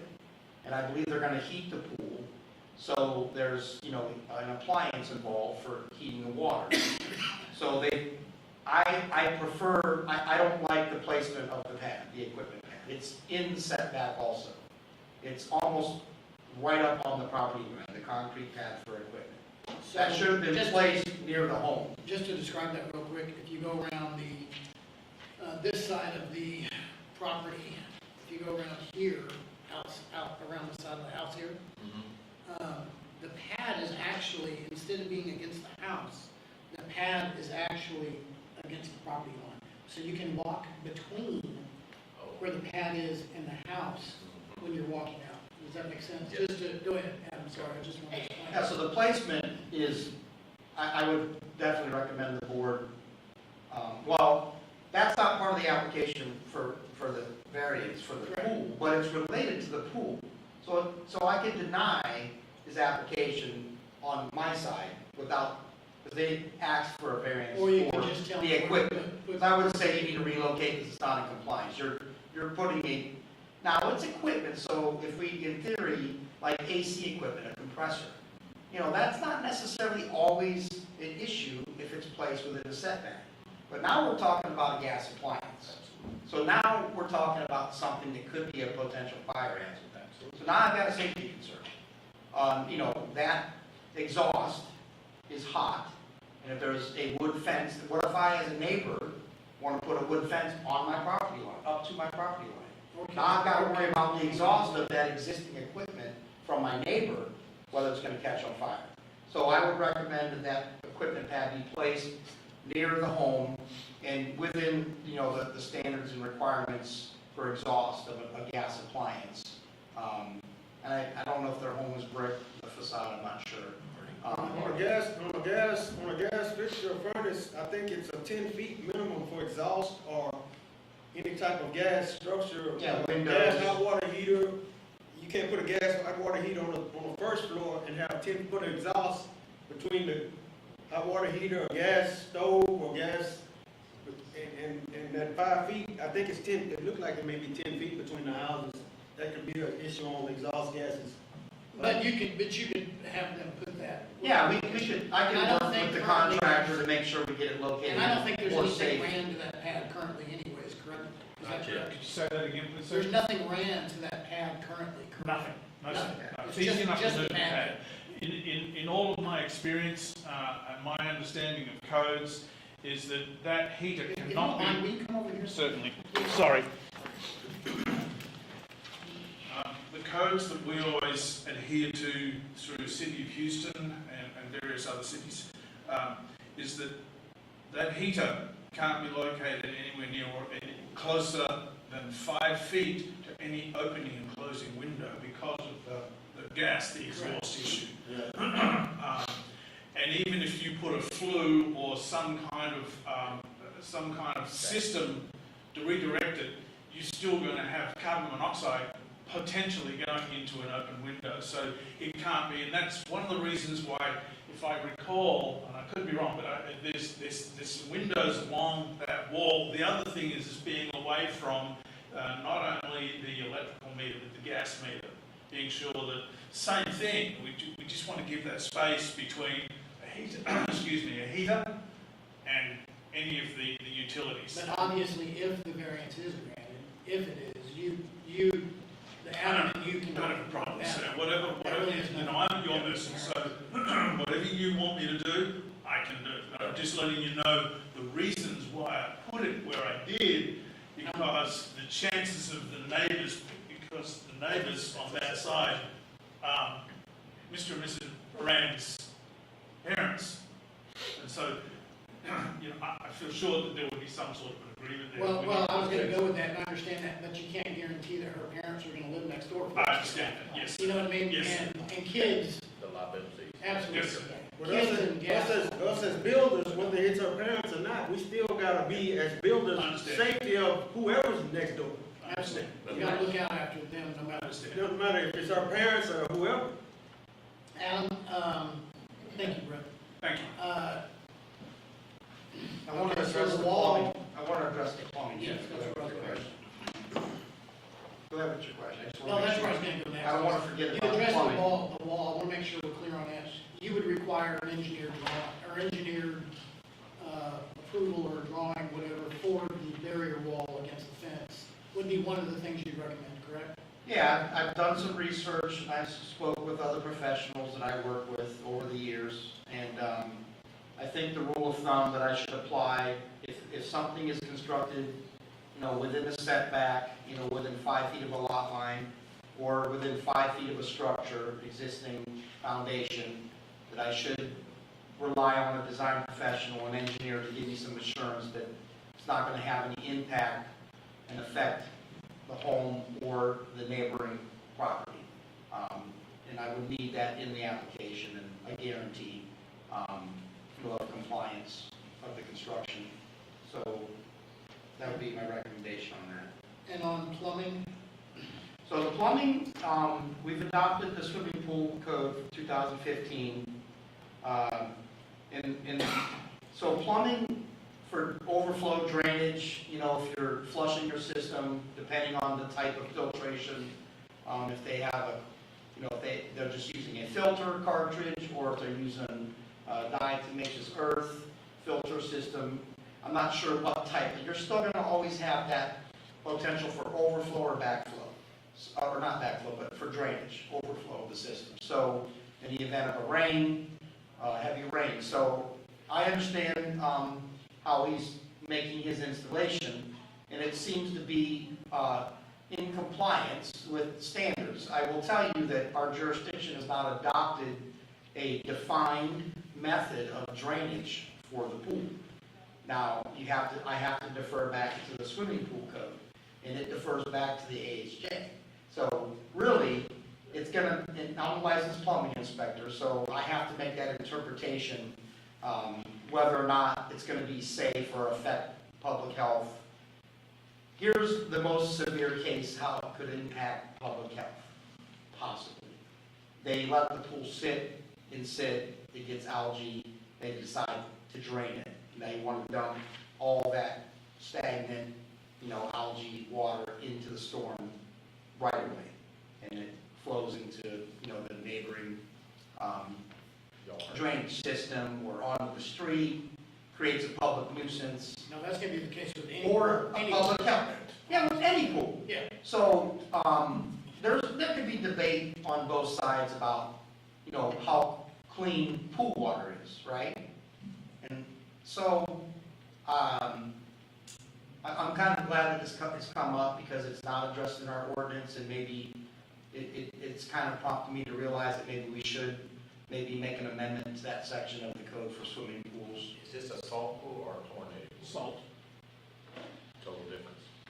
Well, regardless, It's basically. so some jurisdictions, what they practice is requiring it to be integrated in part of the plumbing system of the home with the P-trap.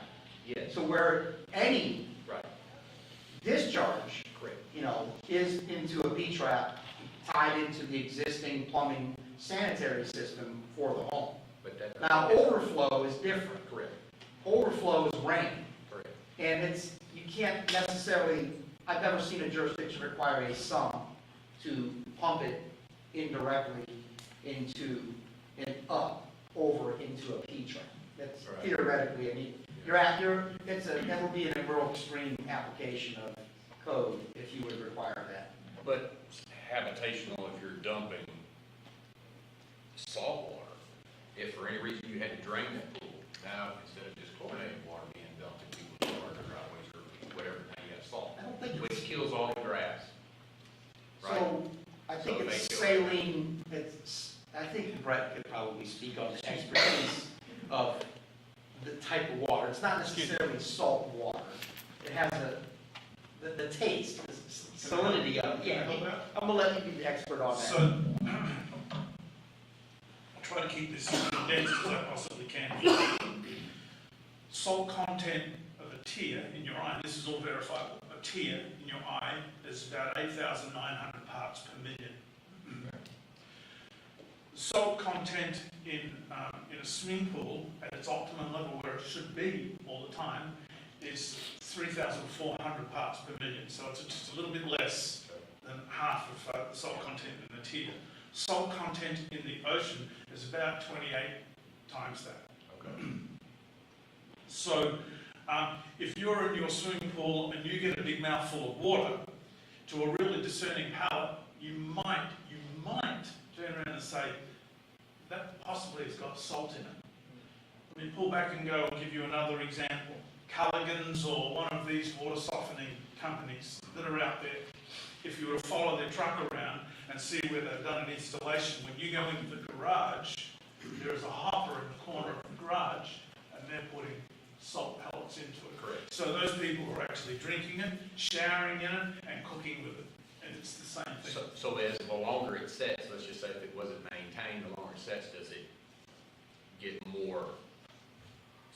It won't, it's not Saltier. going to get any more salty. No, it can't, because you would have to add more salt to it in order for it to become more savory. If anything, it would dilute it. So if it sat and you weren't putting, and what it's doing, it's just a natural form of chlorine.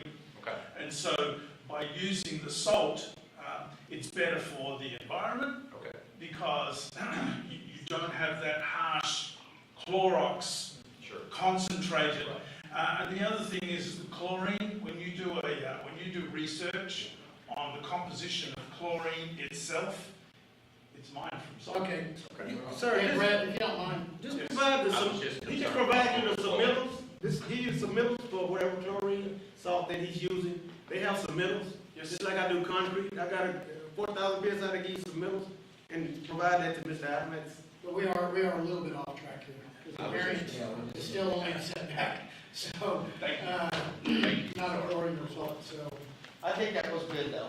No, I agree, that's totally agree, great information. I guess my question, reason for that was just if it had to be emptied or whatever, I'm just, Yes, where's, Okay. yeah, but Yeah. these are also questions, that's for any pool that ever gets Oh, installed okay. anywhere in the city of Cleveland. that was great. I think as we grow and improve our standards, I think it's definitely something we should consider.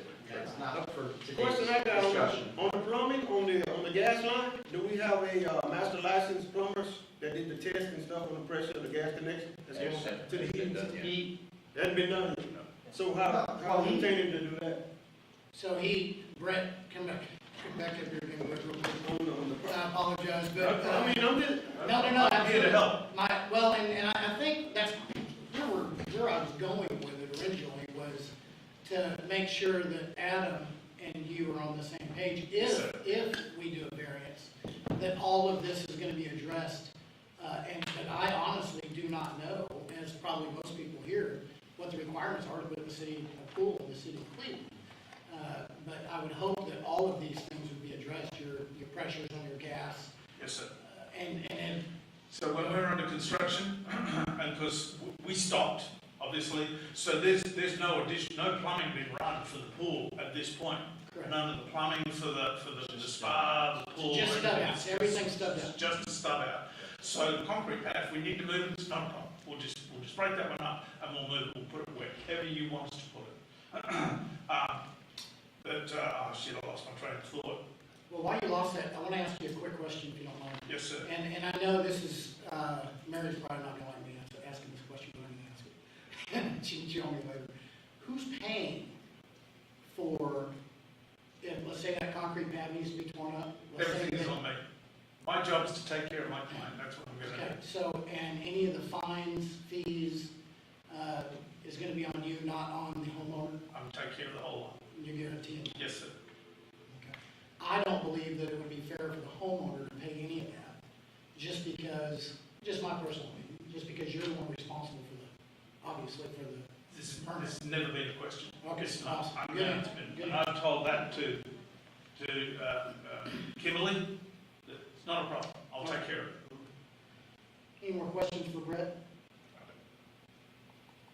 Thank you, Brett. Adam, so obviously, the main concern on this, obviously, is the setback. We're into the setback, which I've done a little bit of research and talked to a few municipalities myself. And you're correct, it's a very normal, to encroach in the setback on a pool is pretty normal. Maybe not to encroach 9 foot in a 10-foot setback, but, so what are you recommending on this? That, you guys make the decision on whether they vary from the requirement of the setback that's been established. Okay, let me rephrase my question, I apologize. If we do the variance, what are you recommending goes? If you're gonna allow him, What's the conditions of the variance? What are you recommending? if you're gonna allow him to construct within the setback, then it should be submitted some type of assurance from a design professional, a structural engineer, that the pool is gonna serve both as the shell wall for the pool and the retention wall for neighboring properties, because it's within that 2 to 3 feet, property line. That would be, Does the owner of McKinley have an easement, so to speak, if he wanted to come in with a track hoe, he needed to dig up the ground on the other side of his fence to put some type of drain or make widen the road, whatever it may be, does he have a variance from that fence as far as how close he can get to that fence? I'm just curious, or do you know that info? I don't believe there's an established easement or setback. I did verify while we were here that it is owned by McKinley Development in Grand Oaks, all of that boulevard area, right-of-way area, however you want to refer to Yep. it. So, My in concern theory, what type of improvements could they make? Maybe a storm drainage upgrade? right. Maybe they want to run a larger gas line, maybe the city wants to run.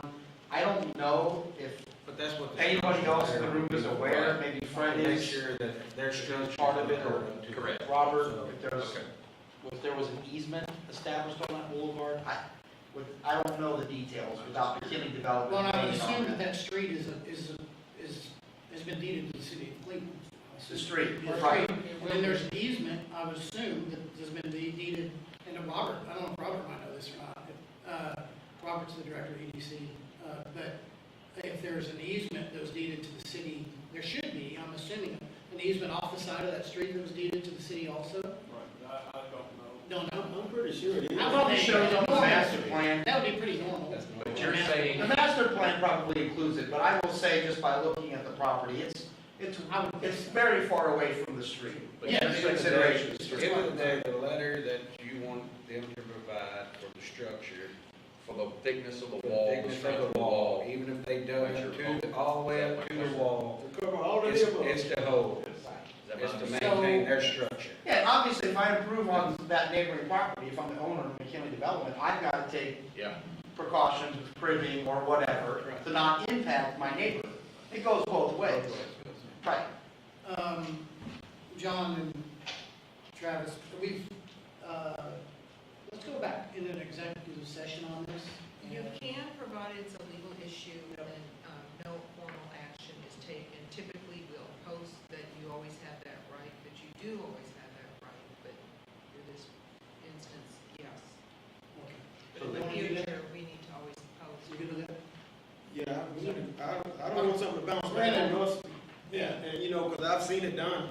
What they Next said, few y'all. minutes, we're gonna, go to the back for a Just few for legal minutes. issues. Yep, we'll be right back. yeah, good call. Okay. Thank you.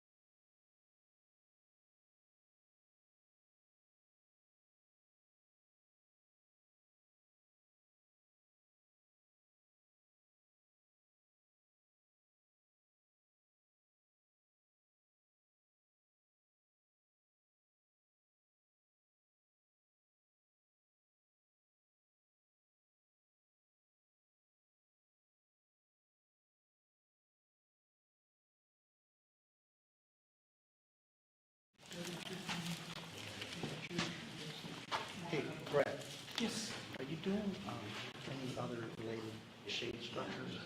Because he just pointed out to me that there was a picture of a conception of a shade structure. Okay, if you're not gonna do that, then no structure. I want to make sure, since we were. No, out of my purse. Right. What you got? You want me to throw that away for you, sir? Okay. No problem.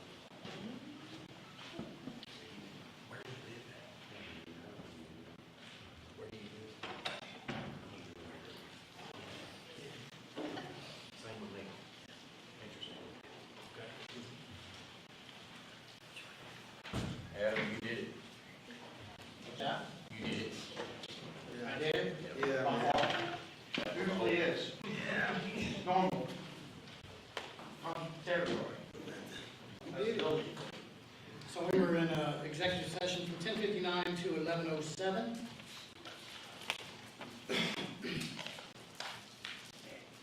Adam,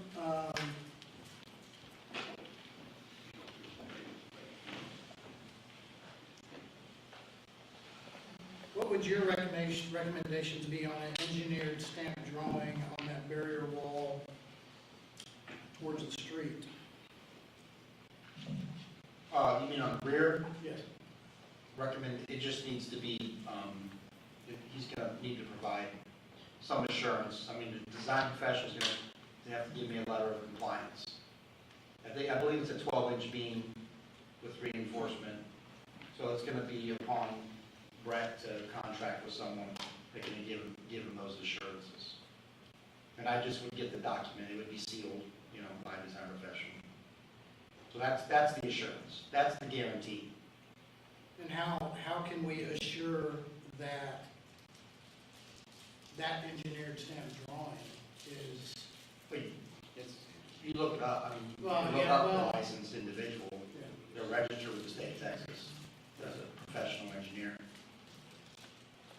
So then that engineer would hold the legal standing, basically. He's putting his license on the line, saying it's integral as a structural, that it's gonna hold back, our concerns.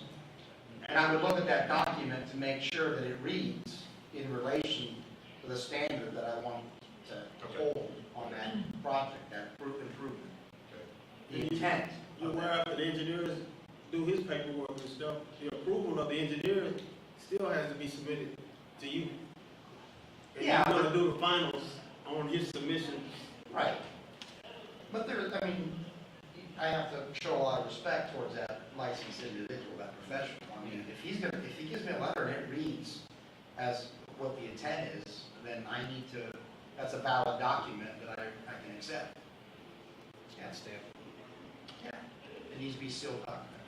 and then. Like a set of plans, just like any other set of plans. And then you obviously would ensure on all your other concerns as far as electrical, plumbing, gas, where the equipment goes, that would be all on you to make sure. Yeah, the submittal that I've received, I've explained to the contractor that, he has to provide a riser diagram. He's got to give the calculations on the demand for gas, because it does relate to the entire system of the home for gas. It could have an impact or affect other appliances in the home. So he has to provide that documentation from a licensed master plumber as a design professional. Because I can't design that. He's got to put his design on, the master plumber. And the electrical is the same. The master electrician needs to provide, load calculation. He has to show me, demonstrate that he can expand off the existing service, that it can accommodate the additional circuitry that's going to be imposed on the load calculation. All of that's going to be on a one-line diagram or some type of schematic or description, which I can tell you that what I have on file now appears to be compliant with those standards for electrical and plumbing. And he's already given you that. Yes. And Brett and I have been working don't together. forget the fire and the gas, between the distances of the fire impact wall, catching on fire with the gas line being here or there. So that's a proposal, and that's a field call. Typically, the inspector with Safe Build will make that inspection on site and determine that the manufacturer specs recommendations for the gas appliance, the heat, the water, is in the right location or installed in a manner that doesn't have impact on safety. Because there's different alternative methods, right? In theory, they wanted to pipe a pipe all the way up above the roof line on a V vent or some type of vent, they could. I mean, they won't, more than likely. They just gotta make, that you could install it near a fixed window, right? If it's fixed and a non-openable, that's the criteria. If it's a fixed window. If it's spurred out, he can do that. Right, a lot of the bathroom windows are fixed, you know, near the tub area on new construction. So a lot of times it's where you see them get placed near that fixed window. It's not Kevin, did you- openable. So just to be clear, I may be a tad bit confused. He asked, what is your recommendations on the engineer? I think I understood you would say, and correct me if I'm wrong, you would get a letter of recommendation as is, the way it sits now, is it structurally sound versus if for any reason McKinley decides to trench 20 feet down, blah, blah, blah, will it still hold versus an engineering drawing setup, something different than what he has? It's post-construction, so it's a letter of compliance from a design professional engineer that guarantees the performance of that structural wall.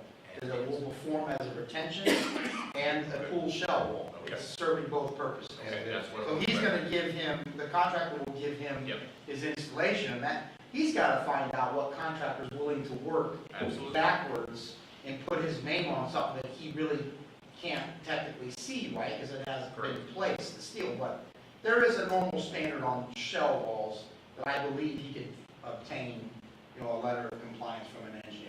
You pay a price for that, Yes. you know, it's like any other legal document, Oh, absolutely, you know, for that service and guarantee from a professional. absolutely. Can I just ask for Yes. clarification, for my own clarification? Would there have to be an added factor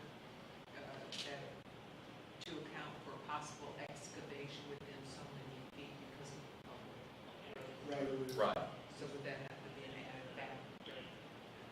Uh, No, I just want In to. other words, would we need to add that as a condition, as an added factor, Just in just because it's case. our roadway behind it? I mean, it's the city. That's what we're asking. So, we're still talking about a structure that's on private property. Correct. So, on my private property, or on the homeowners giving the building official assurance that on their private property, that structure will perform in a safe manner, not have an impact on the neighboring property. That's, Okay. Yes, He's I talking got about it. if Yeah. everything behind that swimming pool fell off, Yeah. that pool would still maintain its structure. Yeah. Correct, Yeah, that's what he's saying. saying. you still get into civil matters. Yeah. If something happens catastrophically, right, it becomes a civil dispute and a matter between two neighbors. I think what Mary was saying, kind of like if you had to do excavation to obtain this wall and make that, and you excavate into of other road and call erosion or backfilling, and you have to excavate it to get the right compaction. I think that's what she was. Which is why he termed it So, retention. yeah, Yes. I'm not an engineer, so I'm, Yeah, no, just 100%. for clarity for the record. Yeah, and you know, in the logistics of construction, technically, they perform construction and they use some neighboring property to perform that construction. There should have been some consent, you know, in hindsight, from McKinley that, hey, we want to access through your property that you own to perform an installation and an improvement on our property. Because technically, you should stay on site when you Which is improve why your they- property. Well, if they didn't know about it, they can't. Right, I mean, Yep. I'm just saying theoretically, that's ideal, how it should Yes. Okay, be practiced. let me acknowledge just a couple of people here that want to. Fred, did you, I just have 2 points. Fred, if you don't mind, will you come up here for me, please, sir? This is Fred Terrell, by the way. Fred Terrell, council member. You had asked Adam, did this man provide a letter from engineering? And Adam, without being an engineer, can't really challenge that. But we have Y Engineering on as a city engineer, so you can go that route if you had to. The other thing, if someone's going to excavate on the other side of that fence, they've got to treat that just the way they would normally would, because you're talking about, they could do damage to this Yes, this lady's property. So they've got to protect that excavation also. which is exactly why I asked about. And who's the city engineer? Y engineer. They will do anything Scott could get you in touch. This would be something though the applicant would be asked to take care of. Yes. With respect, I can provide information that's going to help you all out. So we don't do anything without photographing every step of the way. So I actually have photographs of just the excavation. I have photographs of the steel. I have photographs of the stub out, which will all go to my engineer so that he's not guessing what's underneath the ground. He's going to know. So we're going to get his blessing. I could be wrong, but I thought I supplied some of those drawings to Adam. But I'll make sure that in any submission that you get a copy of those drawings. They will also go to Well, I my think- engineer. I think, Brett, part of our concern, bluntly, is that, being contractors, usually you have an engineer that's gonna sign off on colored purple if you want to. And we are wanting to make sure that, the engineer that you're gonna use is signing off, Yeah, on I'll everything. provide you with his name, Gary Lemley. He'll have He's, engineer stamp on it. He's been doing this. He's an older gentleman. Been doing this for over 40 years, constructing buildings and all sorts of things. So I have no question in terms of his credibility. And Adam, and has he paid the permit fee and all that stuff already? Yes, sir. The payment is not until we've approved the application. Okay, We don't, so you got any variance for it? yeah, so there's no payment. And the city handles the, everything to do with the fines and fees and all that? Yeah, if you start, commence work prior to obtaining a permit, the ordinance states it's 2 times the amount. So there will be a related penalty for work commencing prior to issuance of the Then he's agreed to pay out his money? Yes, sir. Well, I mean, there's no agreement yet because we haven't sent him the Yeah, bill. no, We haven't that's- approved it. I'm just making my point, that's all. Yeah, it'll be, that's an internal in-house. Correct. That we will enforce. No, I know. I think she's already paid. What's that? I think she's already paid quite a bit, so we was just trying to. Yeah, well, that's contractual, Make sure- civil, not my territory Yes. concern. No, I know, we can voice our opinion. Yeah, because it's mine, because I take care of customers and she's a customer, whether it was him or whoever, and I know how that ball rolls sometimes, so. All right, Let's so go. we're ready, right? Yes. No, I don't know, do we have any other questions whatsoever for anyone? Do I have a motion? I guess I'll do a motion to,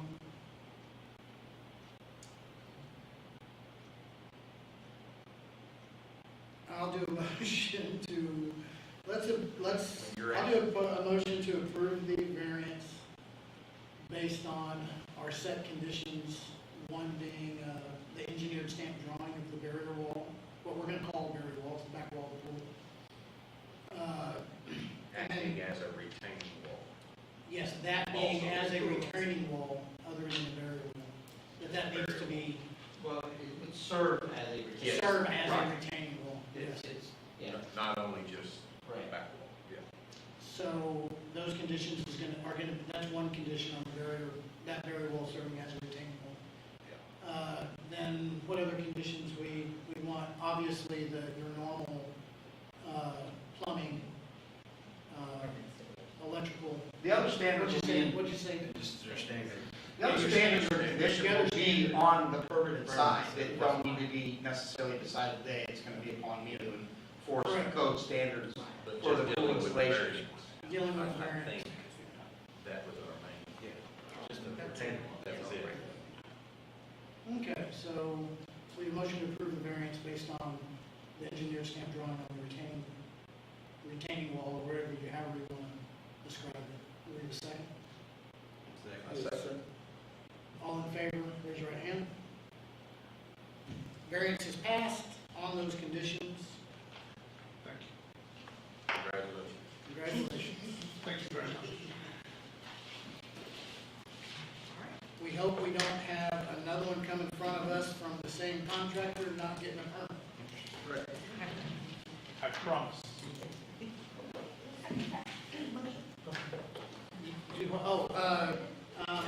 Yeah, Kevin, I made the motion, Kevin seconded the motion. all approved.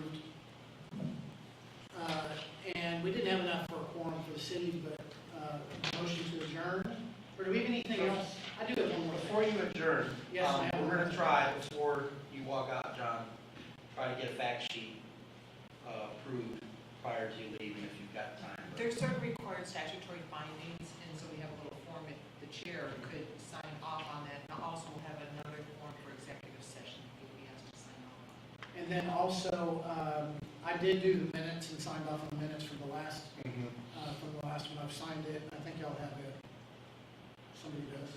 Right, yeah, and we're just trying to serve more real time and provide a better in real time answer to, you know, the approval or denial from a customer service standpoint.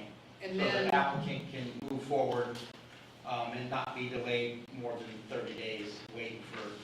So it's just a formal document that Mary Ann would like to start using. yes, I absolutely. think it'll help both sides, the customer side and the And board then side. the other question is it out of the scope to ask for an update on previous variances? I know that we have. Mary, I don't know. You know, that'll have to be a posted agenda. So I'm hearing, I'm learning in this process, next agenda should be including a possible executive session, Just for any posted item. and we'll talk about the details, how it should look on the agenda.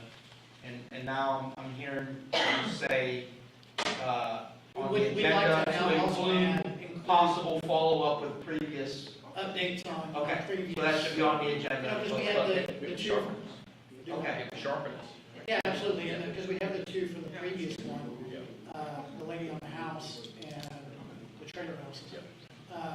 So yeah, if we could do update on each agenda, do the update on previous agendas, if we want, you know what I mean? Well, and on the record, I want to say thank you to all, because this is an important process that, you know, that you're willing to come here and help, you know, Thank you, Mr. Lee. with these issues and concerns. So I appreciate you guys making the time. So we'll keep improving the system and working together. Eventually, we're going to get even more efficient, right? I think that's what's going to happen, so. And I do want to thank Danny Lee for, our new mayor, for coming and, Sitting in our chair. well, coming and hanging out with us and seeing how we do all this. We do appreciate it. Anything else? All good? Motion to adjourn? I'm going to turn my billing for the day. Mary? Yeah, I pay it. Turn off that mic. Yeah, it's all on Motion to me. adjourn, second Scott, second Travis, all in Can I get favor? that right? All in favor,